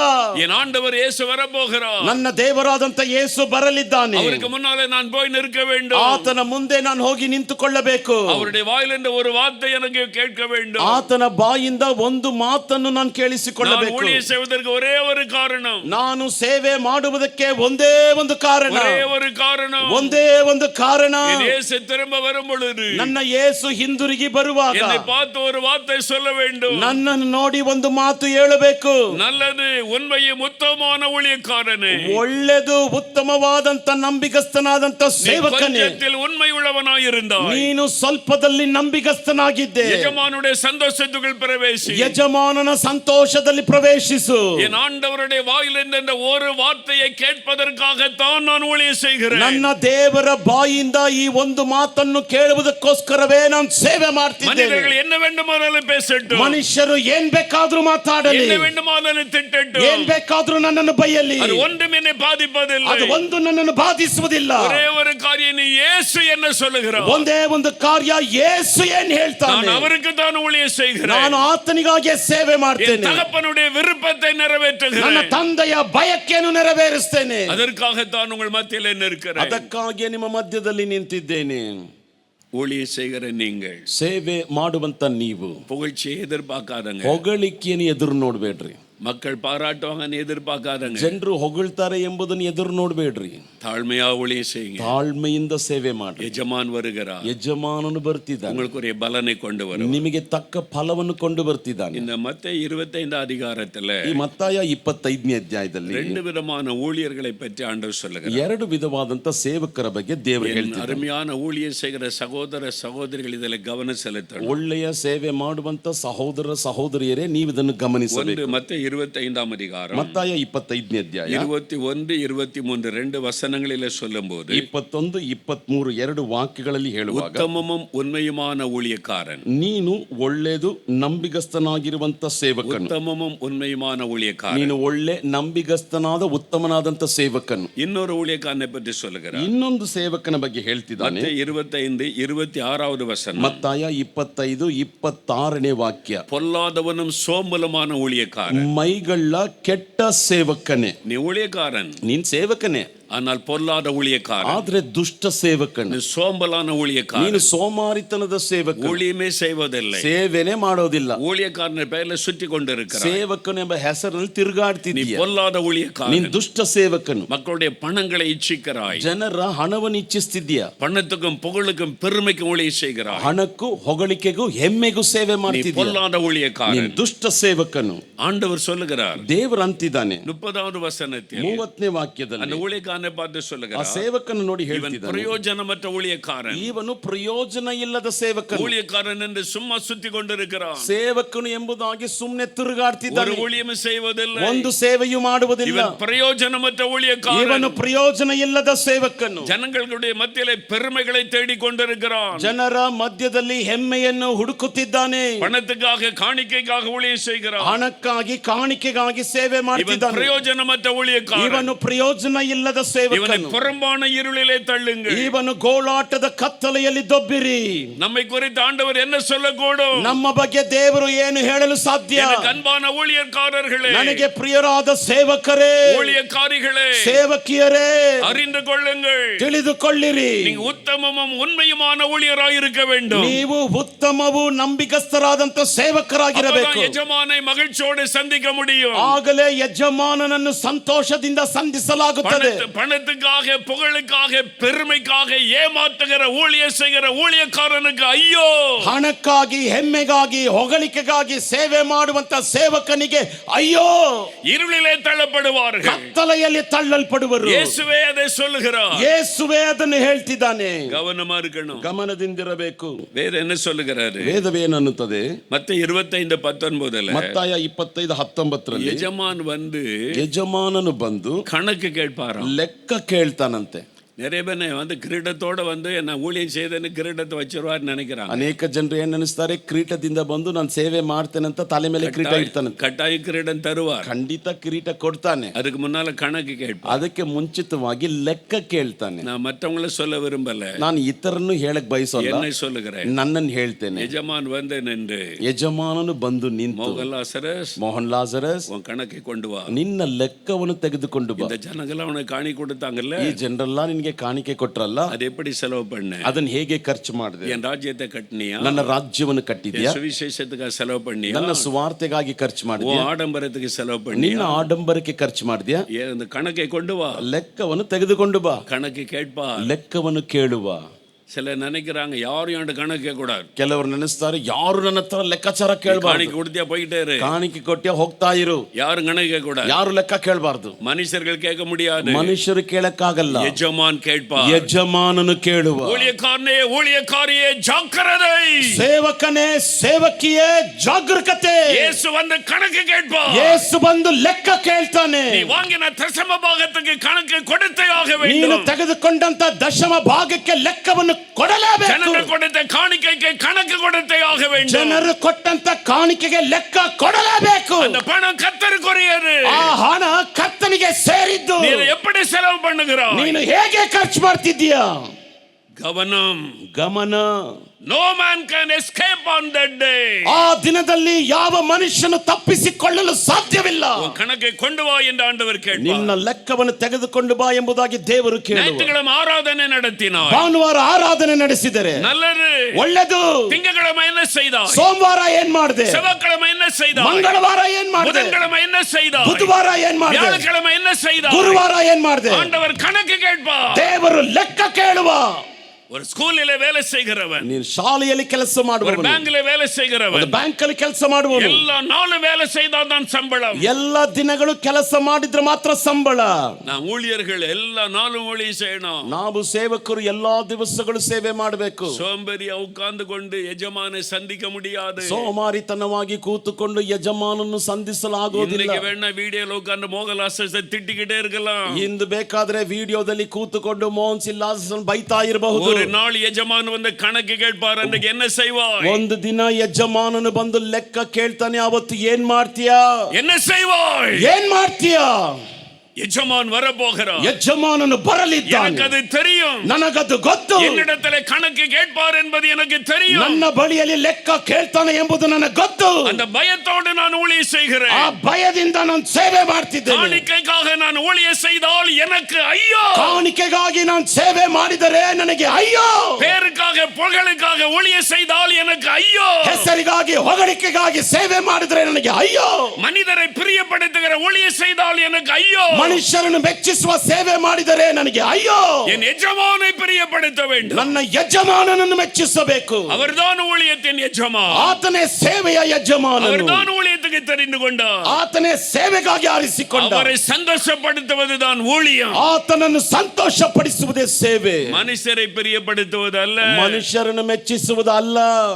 ஊழியம் செய்த ஆசீர்வாதம் மட்டும்தான் வரும்னு நிறைய பேர் தப்பா நினைத்து கொண்டு இருக்கிறாங்க. ಸೇವೆ ಮಾಡಿದ್ರೆ ಆಶೀರ್ವಾದ ಮಾತ್ರ ಬರ್ತದೆ ಎಂಬುದಾಗಿ ಅನೇಕ ಜನರು ತಪ್ಪಾಗಿ ಯೋಚನೆ ಮಾಡ್ತಿದ್ದಾರೆ. உண்மையா ஊழியம் செய்த ஆசீர்வாதம் வரும். ನಂಬಿಗಸ್ತತೆಯಿಂದ ಸೇವೆ ಮಾಡಿದ್ರೆ ಆಶೀರ್ವಾದ ಬರುತ್ತೆ. 1000 தலைமுறைக்கும் கர்த்தர் ஆசீர்வதிப்பார். 1000 ತಲೆಮಾರು ತನಕ ಕರ್ತನ ಆಶೀರ್ವದಿಸ್ತಾನೆ. ஆனா பொல்லாத ஊழியக்காரனா சோம்பல்காரனா சுயநலமாய் இருந்தீங்கன்னா சாபம் வந்து விடும். ಆದರೆ ದುಷ್ಟ ಸೇವಕನಾಗಿ ಸೋಮಾರಿತನವಾಗಿ ನೀವು ಸೇವೆ ಮಾಡುವುದಾದರೆ ಶಾಪವೇ ಬರುತ್ತದೆ. கேயாசி என்கிற அடுத்து வர வேண்டிய தீர்க்கதரிசி, ಕೇಯಾಸಿ ಎಂಬುದಾಗಿ ಹೇಳಲ್ಪಡುವಂತ ನಂತರ ಬರಬೇಕಾದಂತ ಪ್ರವಾದಿ, எலிசாவுக்கு பிறகு பெரிய ஊழியக்காரனாய் வர வேண்டும். ಎಲಿಷನ ನಂತರ ದೊಡ್ಡ ಸೇವಕನಾಗಿ ಬರಬೇಕು. பணத்துக்கு ஆசைப்பட்டான், ಹಣಕ್ಕೆ ಆಸೆ ಪಟ್ಟ, பொருளுக்கு ஆசைப்பட்டான், ವಸ್ತುಗೆ ಆಸೆ ಪಟ್ಟ, அதை திருடி தனக்கென்று வைத்துக் கொண்டான். ಅದನ್ನು ಕದ್ದುಕೊಂಡು ತನಗಾಗಿ ಇಟ್ಕೊಂಡ. குடும்பமே சாபத்துக்குள்ளான, ಕುಟುಂಬ ಶಾಪದೊಳಗಾಯಿತು. குஷ்டரோக வியாதி அவன் சந்ததி முழுவதும் வந்தது என்று பைபிள் எழுதப்பட்டது. ಕುಷ್ಠರೋಗ ವ್ಯಾಧಿಯು ಅವನ ಸಂತತಿ ಪೂರ್ತಿ ಬಂತು ಎಂಬುದಾಗಿ ವೇದವನ್ನು. ஆலயத்தில் ஆசாரியான இருந்த ஏலி, ಆಲಯದಲ್ಲಿ ಯಾಜಕನಾಗಿದ್ದಂತ ಏಲಿ தன் பிள்ளைகளை கண்டிக்கவில்லை. ತನ್ನ ಮಕ್ಕಳನ್ನು ಗದರಿಸಲಿಲ್ಲ. அவள் துன்மார்க்கமாய் ஆலயத்தில் நடக்கிறார். ಅವರು ದುಷ್ಟರಾಗಿ ಆಲಯದಲ್ಲಿ ನಡ್ಕೊಳ್ತಿದ್ದಾರೆ. கர்த்தர் விரும்பினபடி செய்யவில்லை. ಕರ್ತನು ಬಯಸಿದ ಪ್ರಕಾರ ಮಾಡಲಿಲ್ಲ. சாபம் வந்து விட்டது. ಶಾಪವು ಬಂದು ಬಿಟ್ಟಿತು. உன்னுடைய சந்ததியிலே எல்லாரும் வாலிப வயதிலே மரித்து போவார்கள். ನಿನ್ನ ಸಂತತಿಯಲ್ಲಿ ಎಲ್ಲರೂ ಕೂಡ ಯವನಸ್ಥ ವಯಸ್ಸಿನಲ್ಲಿ ಸಾಯ್ತಾರೆ. ஊழியக்காரன் குடும்பத்தில் சாபம் வந்ததை பைபிள் வெளிப்படுத்துகிறது. ಸೇವಕನ ಕುಟುಂಬದಲ್ಲಿ ಶಾಪ ಬಂದಿರುವುದನ್ನು ಬೈಬಲ್ ಪ್ರಕಟಪಡಿಸುತ್ತದೆ. பழைய ஏற்பாடு என்று சப்பு கட்ட முடியாது. ಅದು ಹಳೆಯ ಒಡಂಬಡಿಕೆ ಎಂಬುದಾಗಿ ಸುಳ್ಳು ಕಾರಣ ಹೇಳಕ್ ಸಾಧ್ಯವಿಲ್ಲ. ಅನನಿಯಾ ಸಫೀರಾಳ್, ಹೊಸ ಒಡಂಬಡಿಕೆಯಲ್ಲಿ ಅನನಿಯ ಸಫೀರಳು ರಕ್ಷಿಸಲ್ಪಟ್ಟವர்கள், ರಕ್ಷಣೆ ಹೊಂದಿದವರು, ಅಭಿಷೇಕ பெற்றவர்கள், ಅಭಿಷೇಕ ಹೊಂದಿದವರು, முதல் திருச்சபை விசுவாசிகள், ಮೊದಲ ಸಭೆಯ ವಿಶ್ವಾಸಿಗಳು பணத்திலே ஆண்டவரை ஏமாற்றினார்கள். ಹಣದಲ್ಲಿ ದೇವರನ್ನು ಏಮಾರಿಸಿದರು. கணவன் மனைவி ஒரೇ நாளிலே விழுந்து செத்தார்கள். ಗಂಡ ಹೆಂಡತಿ ಒಂದೇ ದಿನದಲ್ಲಿ ಬಿದ್ದು ಸತ್ತರು. கர்த்தருக்கு பயத்தோட நடுக்கத்தோட ஊழியம் செய்ய வேண்டும். ಕರ್ತನಿಗೆ ತಕ್ಕ ಭಯದಿಂದ ನಡುಕದಿಂದ ಸೇವೆ ಮಾಡಬೇಕು. ಯಜಮಾನನ್ வருகிறார். ಯಜಮಾನನು ಬರ್ತಾನೆ. உண்மையான ஊழியர்கள் மகிழ்ந்து களி கூறுவீர்கள். ನಂಬಿಗಸ್ತರಾದಂತ ಸೇವಕರು ಸಂತೋಷದಿಂದ ಹರ್ಷಗೊಳ್ಳುವಿರಿ. ஆகவே ஊழியத்திலே உண்மையாய் உத்தமமாய் இருக்க அர்ப்பணித்துக் கொள்ளுங்கள். ಆದ್ದರಿಂದ ಸೇವೆಯಲ್ಲಿ ನಂಬಿಗಸ್ತತೆಯಿಂದ ಉತ್ತಮವಾಗಿ ಸೇವೆ ಮಾಡಲು ಸಮರ್ಪಿಸಿಕೊಳ್ಳಿರಿ. கடைசியாக மூன்றாவது, ಕಡೆಯದಾಗಿ ಮೂರನೇದಾಗಿ மத்தேயு 25:31 ವಾಸಿಕ ಕೇಳೋಣ. ಮತ್ತಾಯ 25:31 ಓದಲು ಕೇಳೋಣ. ಇದಲ್ಲದೆ ಮನುಷ್ಯ ಕುಮಾರನು ತನ್ನ ಮಹಿಮೆಯಿಂದ ಎಲ್ಲಾ ದೇವದೂತರೊಂದಿಗೆ ಕೂಡಿ ಬರುವಾಗ ತನ್ನ ಮಹಿಮೆಯ ಸಿಂಹಾಸನದಲ್ಲಿ ಕೂತುಕೊಳ್ಳುವನು. மனுஷகுமாரன் திரும்ப வரும் பொழுது, ಮನುಷ್ಯ ಕುಮಾರನು ಹಿಂದಿರುಗಿ ಬರುವಾಗ மகிமையின் சிங்காசனத்தில் வைத்திருப்பார். ಮಹಿಮೆಯ ಸಿಂಹಾಸನದಲ್ಲಿ ಕೂತಿರುವನು. உலகத்தின் சகல ஜாதிகள் அவருக்கு முன்பாய் கூட்டப்படும். ಲೋಕದಲ್ಲಿರುವಂತ ಸಕಲ ಜಾತಿಗಳು ಆತನ ಮುಂದೆ ಸೇರಿಸಲ್ಪಡುತ್ತದೆ. சிங்காசனத்தில் அமர்ந்திருப்பார். ಆತನ ಸಿಂಹಾಸನದಲ್ಲಿ ಕುಳಿತಿರುವನು. அவர் மணவாளனாய் வருகிறவர். ಆತನು ಮೊದಲಿಂಗನಾಗಿ ಬರುವವನು. ಯಜಮಾನನಾய் வருகிறவர். ಯಜಮಾನನಾಗಿ ಬರುವವನು. இங்க ராஜாதி ராஜாவாய் வரப்போகிறார். ಇಲ್ಲಿ ರಾಜಾದಿ ರಾಜ ರಾಜನಾಗಿ ಬರಲಿದ್ದಾನೆ. அவன் நியாயாதிபதியாய் வரப்போகிறார். ಆತನು ನ್ಯಾಯಾಧೀಶನಾಗಿ ಬರಲಿದ್ದಾನೆ. சிங்காசனத்தில் அமர்ந்திருப்பார். ಸಿಂಹಾಸನದಲ್ಲಿ ಕುಳಿತಿರುವನು. உலகமே அவருக்கு முன்பாக நிற்கும். ಲೋಕವೇ ಆತನ ಮುಂದೆ ನಿಂತುಕೊಳ್ಳುತ್ತದೆ. உலகத்தில் இருக்கிற சகல ஜாதிகளும் இயேசுவின் சிங்காசனத்துக்கு முன்பாக நின்றாக வேண்டும். ಲೋಕದಲ್ಲಿರುವಂತಹ ಸಕಲ ಜಾತಿಗಳು ಯೇಸುವಿನ ಸಿಂಹಾಸನದ ಮುಂದೆ ನಿಂತುಕೊಳ್ಳಲೇಬೇಕು. அது நியாய தீர்ப்பின் நாள். ಅದು ನ್ಯಾಯ ತೀರ್ಪಿನ ದಿನ. ஜனங்களை இரண்டாக ஆண்டவர் பிரிப்பார். ಜನರನ್ನು ಎರಡಾಗಿ ದೇವರು ಬೇರ್ಪಡಿಸುವ. பரிசுத்தமாய் வாழ அர்ப்பணித்தவர்கள், ಪರಿಶುದ್ಧವಾಗಿ ಜೀವಿಸಲು ಸಮರ್ಪಿಸಿದವರು, ஆண்டவர் விரும்புகிறபடி ஊழியம் செய்தவர்கள், ಆತನು ಬಯಸುವ ಪ್ರಕಾರ ಸೇವೆ ಮಾಡಿದವರು வலது பக்கத்திலே நிறுத்தப்படுவார்கள். ಬಲಗಡೆಯಲ್ಲಿ ನಿಲ್ಲಿಸಲ್ಪಡುವರು. இஷ்டப்படி பாவத்திலே வாழ்ந்தவர்கள், ಇಷ್ಟ ಪ್ರಕಾರ ಪಾಪದಲ್ಲಿ ಜೀವಿಸಿದವರು, வேத வசனத்துக்கு தப்பான விளக்கம் கொடுத்து சுயநலமாய் வாழ்ந்த ஊழியர்கள், ವೇದ ವಾಕ್ಯಕ್ಕೆ ತಪ್ಪಾದ ಅರ್ಥವನ್ನು ಕೊಟ್ಟು ಸ್ವಾರ್ಥದಿಂದ ಜೀವಿಸಿದಂತ ಸೇವಕರು இடது பக்கத்திலே நிற்பார்கள். ಎಡಗಡೆಯಲ್ಲಿ ನಿಂತುಕೊಳ್ಳುವರು. ஆண்டவர் இரண்டாய் பிரிக்க போகிறார். ದೇವರು ಎರಡಾಗಿ ಬೇರ್ಪಡಿಸಲಿದ್ದಾನೆ. ஒரு கூட்டத்தை பார்த்து சொல்லுவார், ಒಂದು ಕೂಟವನ್ನು ನೋಡಿ ಹೇಳುವ, நீங்கள் என் பிதாவினால் ஆசீர்வதிக்கப்பட்டவர்கள். ನೀವು ನನ್ನ ತಂದೆಯಿಂದ ಆಶೀರ್ವದಿಸಲ್ಪಟ್ಟವರು. 34 வசனம் சொல்லுகிறது, 34ನೇ ವಾಕ್ಯ ಅನ್ನುತ್ತದೆ, நீங்கள் பிதாவினால் ನೀವು ஆசீர்வதிக்கப்பட்டவர்கள், ನನ್ನ ತಂದೆಯಿಂದ ಆಶೀರ್ವಾದವನ್ನು ಹೊಂದಿದವರು, சந்தோஷத்துக்குள் பிரவேசியுங்கள், ಸಂತೋಷದಿಂದ ಪ್ರವೇಶಿಸಿರಿ, மோட்ச பாக்கியத்தை அனுபவியுங்கள். ಮೋಕ್ಷ ಭಾಗ್ಯತೆಯನ್ನು ಅನುಭವಿಸಿರಿ. இன்னொரு கூட்ட மக்களை பார்த்து ಇನ್ನೊಂದು ಕೂಟದ ಜನರನ್ನು ನೋಡಿ 41 வசனத்தில் சொல்லுகிறார், 41ನೇ ವಾಕ್ಯದಲ್ಲಿ ಅನ್ನುತ್ತಾನೆ, நீங்கள் சபிக்கப்பட்டவர்கள், ನೀವು ಶಾಪಗ್ರಸ್ತರು, பிசாசுக்காகவும் ಪಿಶಾಚಿಗಾಗಿಯೂ அவருடைய தூதர்களுக்காகவும் ಅವನ ದೂತರಿಗಾಗಿಯೂ ஆயத்தமாக்கப்பட்டிருக்கிற ಸಿದ್ಧತೆ ಮಾಡಿರುವಂತ அக்னி கந்தகம் எரிகிற கடலுக்குள்ளே போங்கள். ಬೆಂಕಿಯೊಳಕ್ಕೆ ನೀವು ಹೋಗಿರಿ. நித்திய அக்னிக்குள்ளே போங்கள். ನಿತ್ಯ ಬೆಂಕಿಯೊಳಗೆ ನೀವು ಹೋಗಿರಿ. நரகத்தின் அக்னிக்குள்ளே போங்கள் என்று ನರಕದ சொல்லுவார். ಬೆಂಕಿಯೊಳಗೆ ಹೋಗಿರಿ ಎಂಬುದಾಗಂದ. அது நியாய தீர்ப்பின் நாள். ಅದು ನ್ಯಾಯ ತೀರ್ಪಿನ ದಿನ. உலகத்தின் சகல மக்களும் இயேசுவின் சிங்காசனத்துக்கு முன்பாய் நிற்க வேண்டும். ಲೋಕದ ಸಕಲ ಜನರು ಯೇಸುವಿನ ಸಿಂಹಾಸನದ ಮುಂದೆ ನಿಂತುಕೊಳ್ಳಬೇಕು. அந்த நாளை யோசித்து ಆ பாருங்கள். ದಿನವನ್ನು ಯೋಚಿಸಿ ನೋಡಿರಿ. இயேசு குற்றமற்றவர் என்று தெரிந்தோம், ಯೇಸು ನಿರಪರಾಧಿ ಎಂಬುದಾಗಿ ತಿಳಿದು, அவர் தவறே செய்யவில்லை என்று அறிந்தோம், ಆತನು ತಪ್ಪೇ ಮಾಡಲಿಲ್ಲ ಎಂಬುದಾಗಿ ಅರಿತು, அந்த பிலாத்து தன்னுடைய சுயநலத்துக்காக ಆ ಪಿಲಾತನು ತನ್ನ ಸ್ವಾರ್ಥತೆಗಾಗಿ இயேசுவை சிலுவையில் அறைய ஒப்பு கொடுத்தார். ಯೇಸುವನ್ನು ಶಿಲುಬೆಗೆ ಹೊಡೆಯಲು ಒಪ್ಪಿಸಿಕೊಟ್ಟ. இயேசுவின் சிங்காசனத்துக்கு முன்பாக பிலாத்தை கை கட்டி நிற்க வேண்டும். ಯೇಸುವಿನ ಸಿಂಹಾಸನದ ಮುಂಭಾಗದಲ್ಲಿ ಪಿಲಾತನು ಕೈ ಕಟ್ಟಿ ನಿಂತುಕೊಳ್ಳಬೇಕು. நடுக்கத்தோடு நிற்பான். ನಡುಕದಿಂದ ನಿಂತುಕೊಳ್ಳುವ. 30 வெள்ளி காசுக்காக இயேசுவை காட்டி கொடுத்த யூதாஸ் காரியோத்து, 30 ಬೆಳ್ಳಿ ಕಾಸಿಗಾಗಿ ಯೇಸುವನ್ನು ತೋರಿಸಿಕೊಟ್ಟಂತ ಯೂದನ ಇಸ್ಕಾರಿಯತನು இயேசுவின் சிங்காசனத்துக்கு முன்பாக பயத்தோடு நிற்பான். ಯೇಸುವಿನ ಸಿಂಹಾಸನದ ಮುಂದೆ ಭಯದಿಂದ ನಿಂತುಕೊಳ್ಳುವ.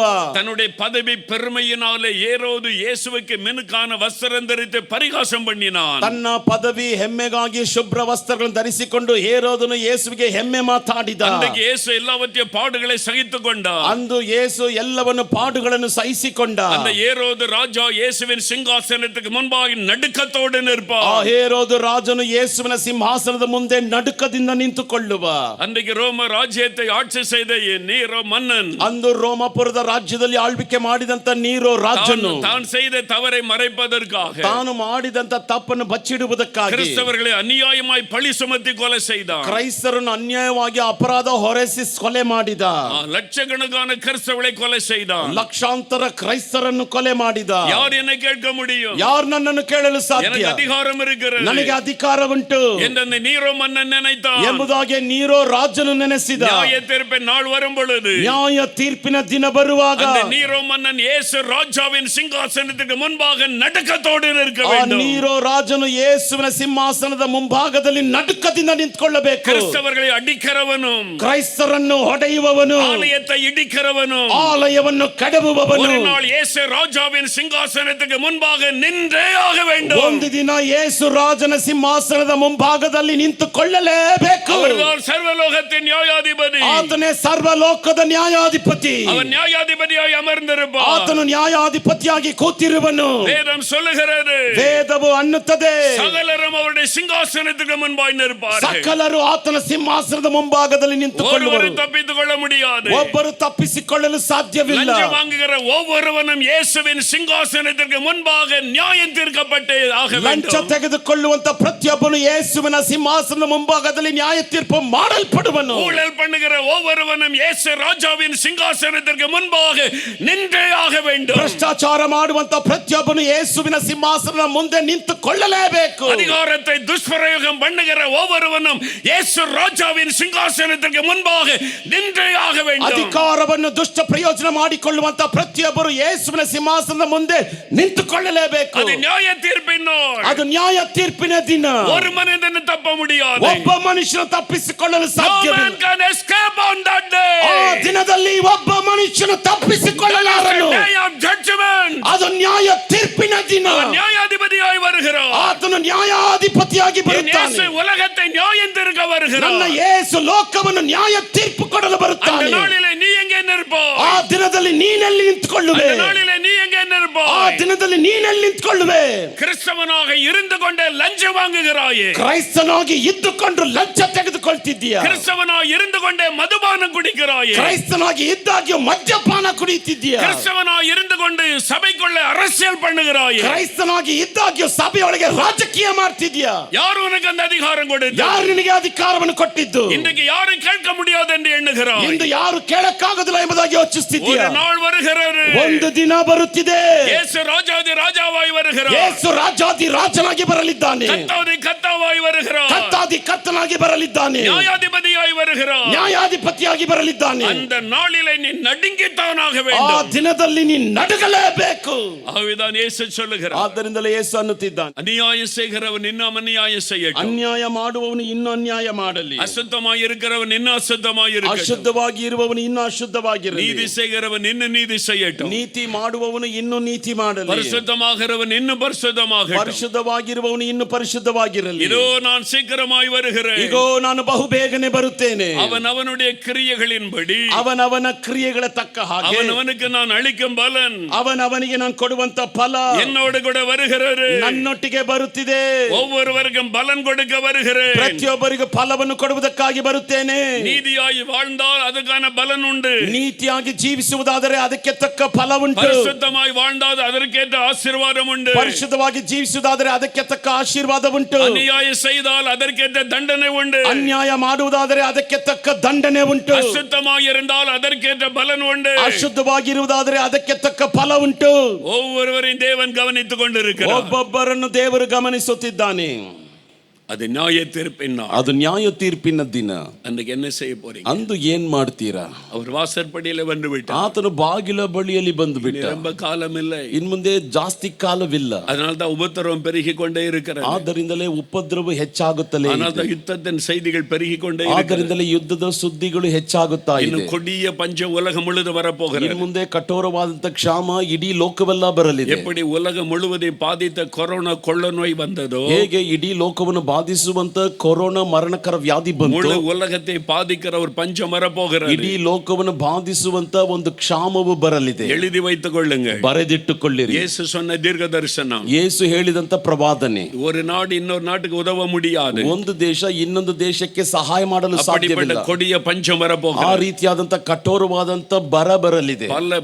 பலத்த பெரிய பெரிய பூமி அதிர்ச்சிகள் பல தேசத்தில் உண்டாக போகிறது. ಬಲವಾದ ದೊಡ್ಡ ದೊಡ್ಡ ಭೂಕಂಪಗಳು ಹಲವಾರು ದೇಶಗಳಲ್ಲಿ ಉಂಟಾಗಲಿದೆ. ಯೇಸು சொன்ன அடையாளங்கள், ಯೇಸು ಹೇಳಿದಂತ ಗುರುತುಗಳು தீவிரமாய் நிறைவேற போகிறது. ತೀವ್ರವಾಗಿ ನೆರವೇರಲಿದೆ. இந்த காலத்தில் கிறிஸ்தவர்களே, ಈ ಕಾಲದಲ್ಲಿ ಕ್ರೈಸ್ತರೇ, மனம் திரும்பி பரிசுத்த வாழ்க்கைக்கு ஒப்பு கொடுங்க. ಮನ ತಿರುಗಿ ಪರಿಶುದ್ಧ ಜೀವಿತಕ್ಕೆ ಒಪ್ಪಿಸಿಕೊಡಿರಿ. வெறும் உலக நன்மைக்காக மட்டும் இயேசுவை தேடாதுங்க. ಬರೀ ಲೋಕದ ಒಳಿತುಗಳಿಗಾಗಿ ಮಾತ್ರ ಯೇಸುವನ್ನು ಹುಡುಕಬೇಡ್ರಿ. சுகம் வேணும், ನನಗೆ ಸುಖ ಬೇಕು, ಆಶೀರ್ವಾದ ಬೇಕು, வேலை வேணும், ಕೆಲಸ ಬೇಕು, மார்க் வேணும், ಅಂಕಗಳು ಬೇಕು, நிறைய பணம் வேணும், ಹೆಚ್ಚು ಹಣ ಬೇಕು. இதுக்காக மட்டும் அவரை தேடாதுங்க. ಇದಕ್ಕಾಗಿ ಮಾತ್ರ ಆತನನ್ನು ಹುಡುಕಬೇಡ್ರಿ. உலகத்தை எல்லாம் அவர் சந்திப்பார். ಈ ಲೋಕದ ಅಗತ್ಯಗಳೆಲ್ಲ ಆತನ ಸಂಧಿಸುವ. பரலோகத்தை நாடுங்க, ಪರಲೋಕವನ್ನು ಹುಡುಕಿರಿ. இனி காலம் செல்லாது. ಇನ್ ಮುಂದೆ ಕಾಲ ಸಾಲದು. உங்களை பரிசுத்த வாழ்க்கைக்கு ஒப்பு கொடுங்க. ನಿಮ್ಮನ್ನು ಪರಿಶುದ್ಧ ಜೀವಿತಕ್ಕೆ ಒಪ್ಪಿಸಿಕೊಡ್ರಿ. தினவேதம் வாசிங்க, ಪ್ರತಿನಿತ್ಯ ಸತ್ಯವೇದವನ್ನು ಓದಿರಿ, ஜெபம் பண்ணுங்க, ಪ್ರತಿನಿತ್ಯ ಪ್ರಾರ್ಥನೆ ಮಾಡ್ರಿ, தேசத்துக்காக ஜெபிங்க, ದೇಶಕ್ಕಾಗಿ ಪ್ರಾರ್ಥಿಸಿರಿ, அழிந்து கொண்டிருக்கிற மக்களுக்காக ஜெபிங்க, ನಾಶವಾಗ್ತಿರುವಂತ ಜನರಿಗೋಸ್ಕರ ಪ್ರಾರ್ಥಿಸಿರಿ. ஆண்டவர் சொல்கிறார், இடைவிடாமல் ஜெபம் பண்ணுங்க. ದೇವರು ಹೇಳ್ತಿದ್ದಾನೆ, ಎಡಬಿಡದೆ ಪ್ರಾರ್ಥಿಸಿರಿ. காலம் சமீபித்து வருகிறதை அறியும் பொழுது நீங்கள் ஜெபத்திலே விழித்திருங்கள் என்று இயேசு ಕಾಲವು சொல்கிறார். ಸಮೀಪವಾಗಿ ಬರುತ್ತಾ ಇರುವುದನ್ನು ನೋಡುವಾಗ ಪ್ರಾರ್ಥನೆಯಲ್ಲಿ ಎಚ್ಚರಿಕೆಯಾಗಿರಿ ಎಂಬುದಾಗಿ ಯೇಸು ಅನ್ನುತ್ತಿದ್ದಾನೆ.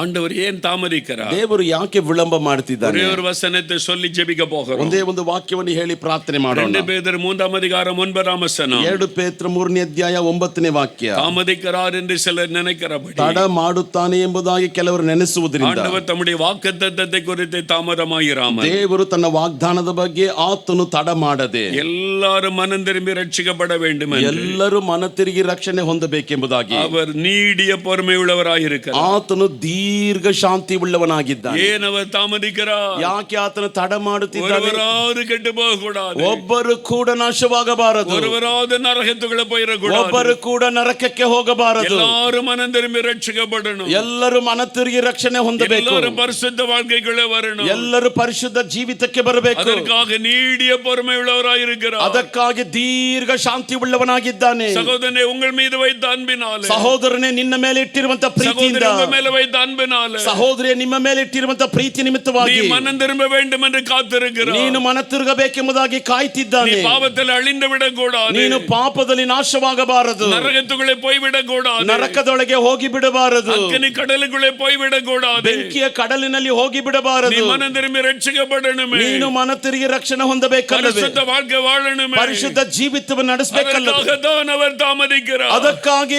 ಆತನು ತಡ ಮಾಡುತ್ತಿದ್ದಾನೆ. உன் மீது வைத்த அன்பு, ನಿನ್ನ ಮೇಲೆ ಇಟ್ಟಿರುವ ಪ್ರೀತಿ, சகோதரனே உங்கள் மேல வைத்த அன்பு, ಸಹೋದರ ನಿಮ್ಮ ಮೇಲೆ ಇಟ್ಟಿರುವಂತ ಪ್ರೀತಿ, சகோதரி உங்கள் மேல வைத்த அன்பு, ಸಹೋದರಿಯ ನಿಮ್ಮ ಮೇಲೆ ಇಟ್ಟಿರುವಂತ ಪ್ರೀತಿ, ஆகவேதான் அவர் தாமதிக்கிறார். ಆದ್ದರಿಂದಲೇ ಆತನು ತಡ ಮಾಡುತ್ತಿದ್ದಾನೆ. இன்றைக்காவது நீ ரட்சிக்கப்படுவியா?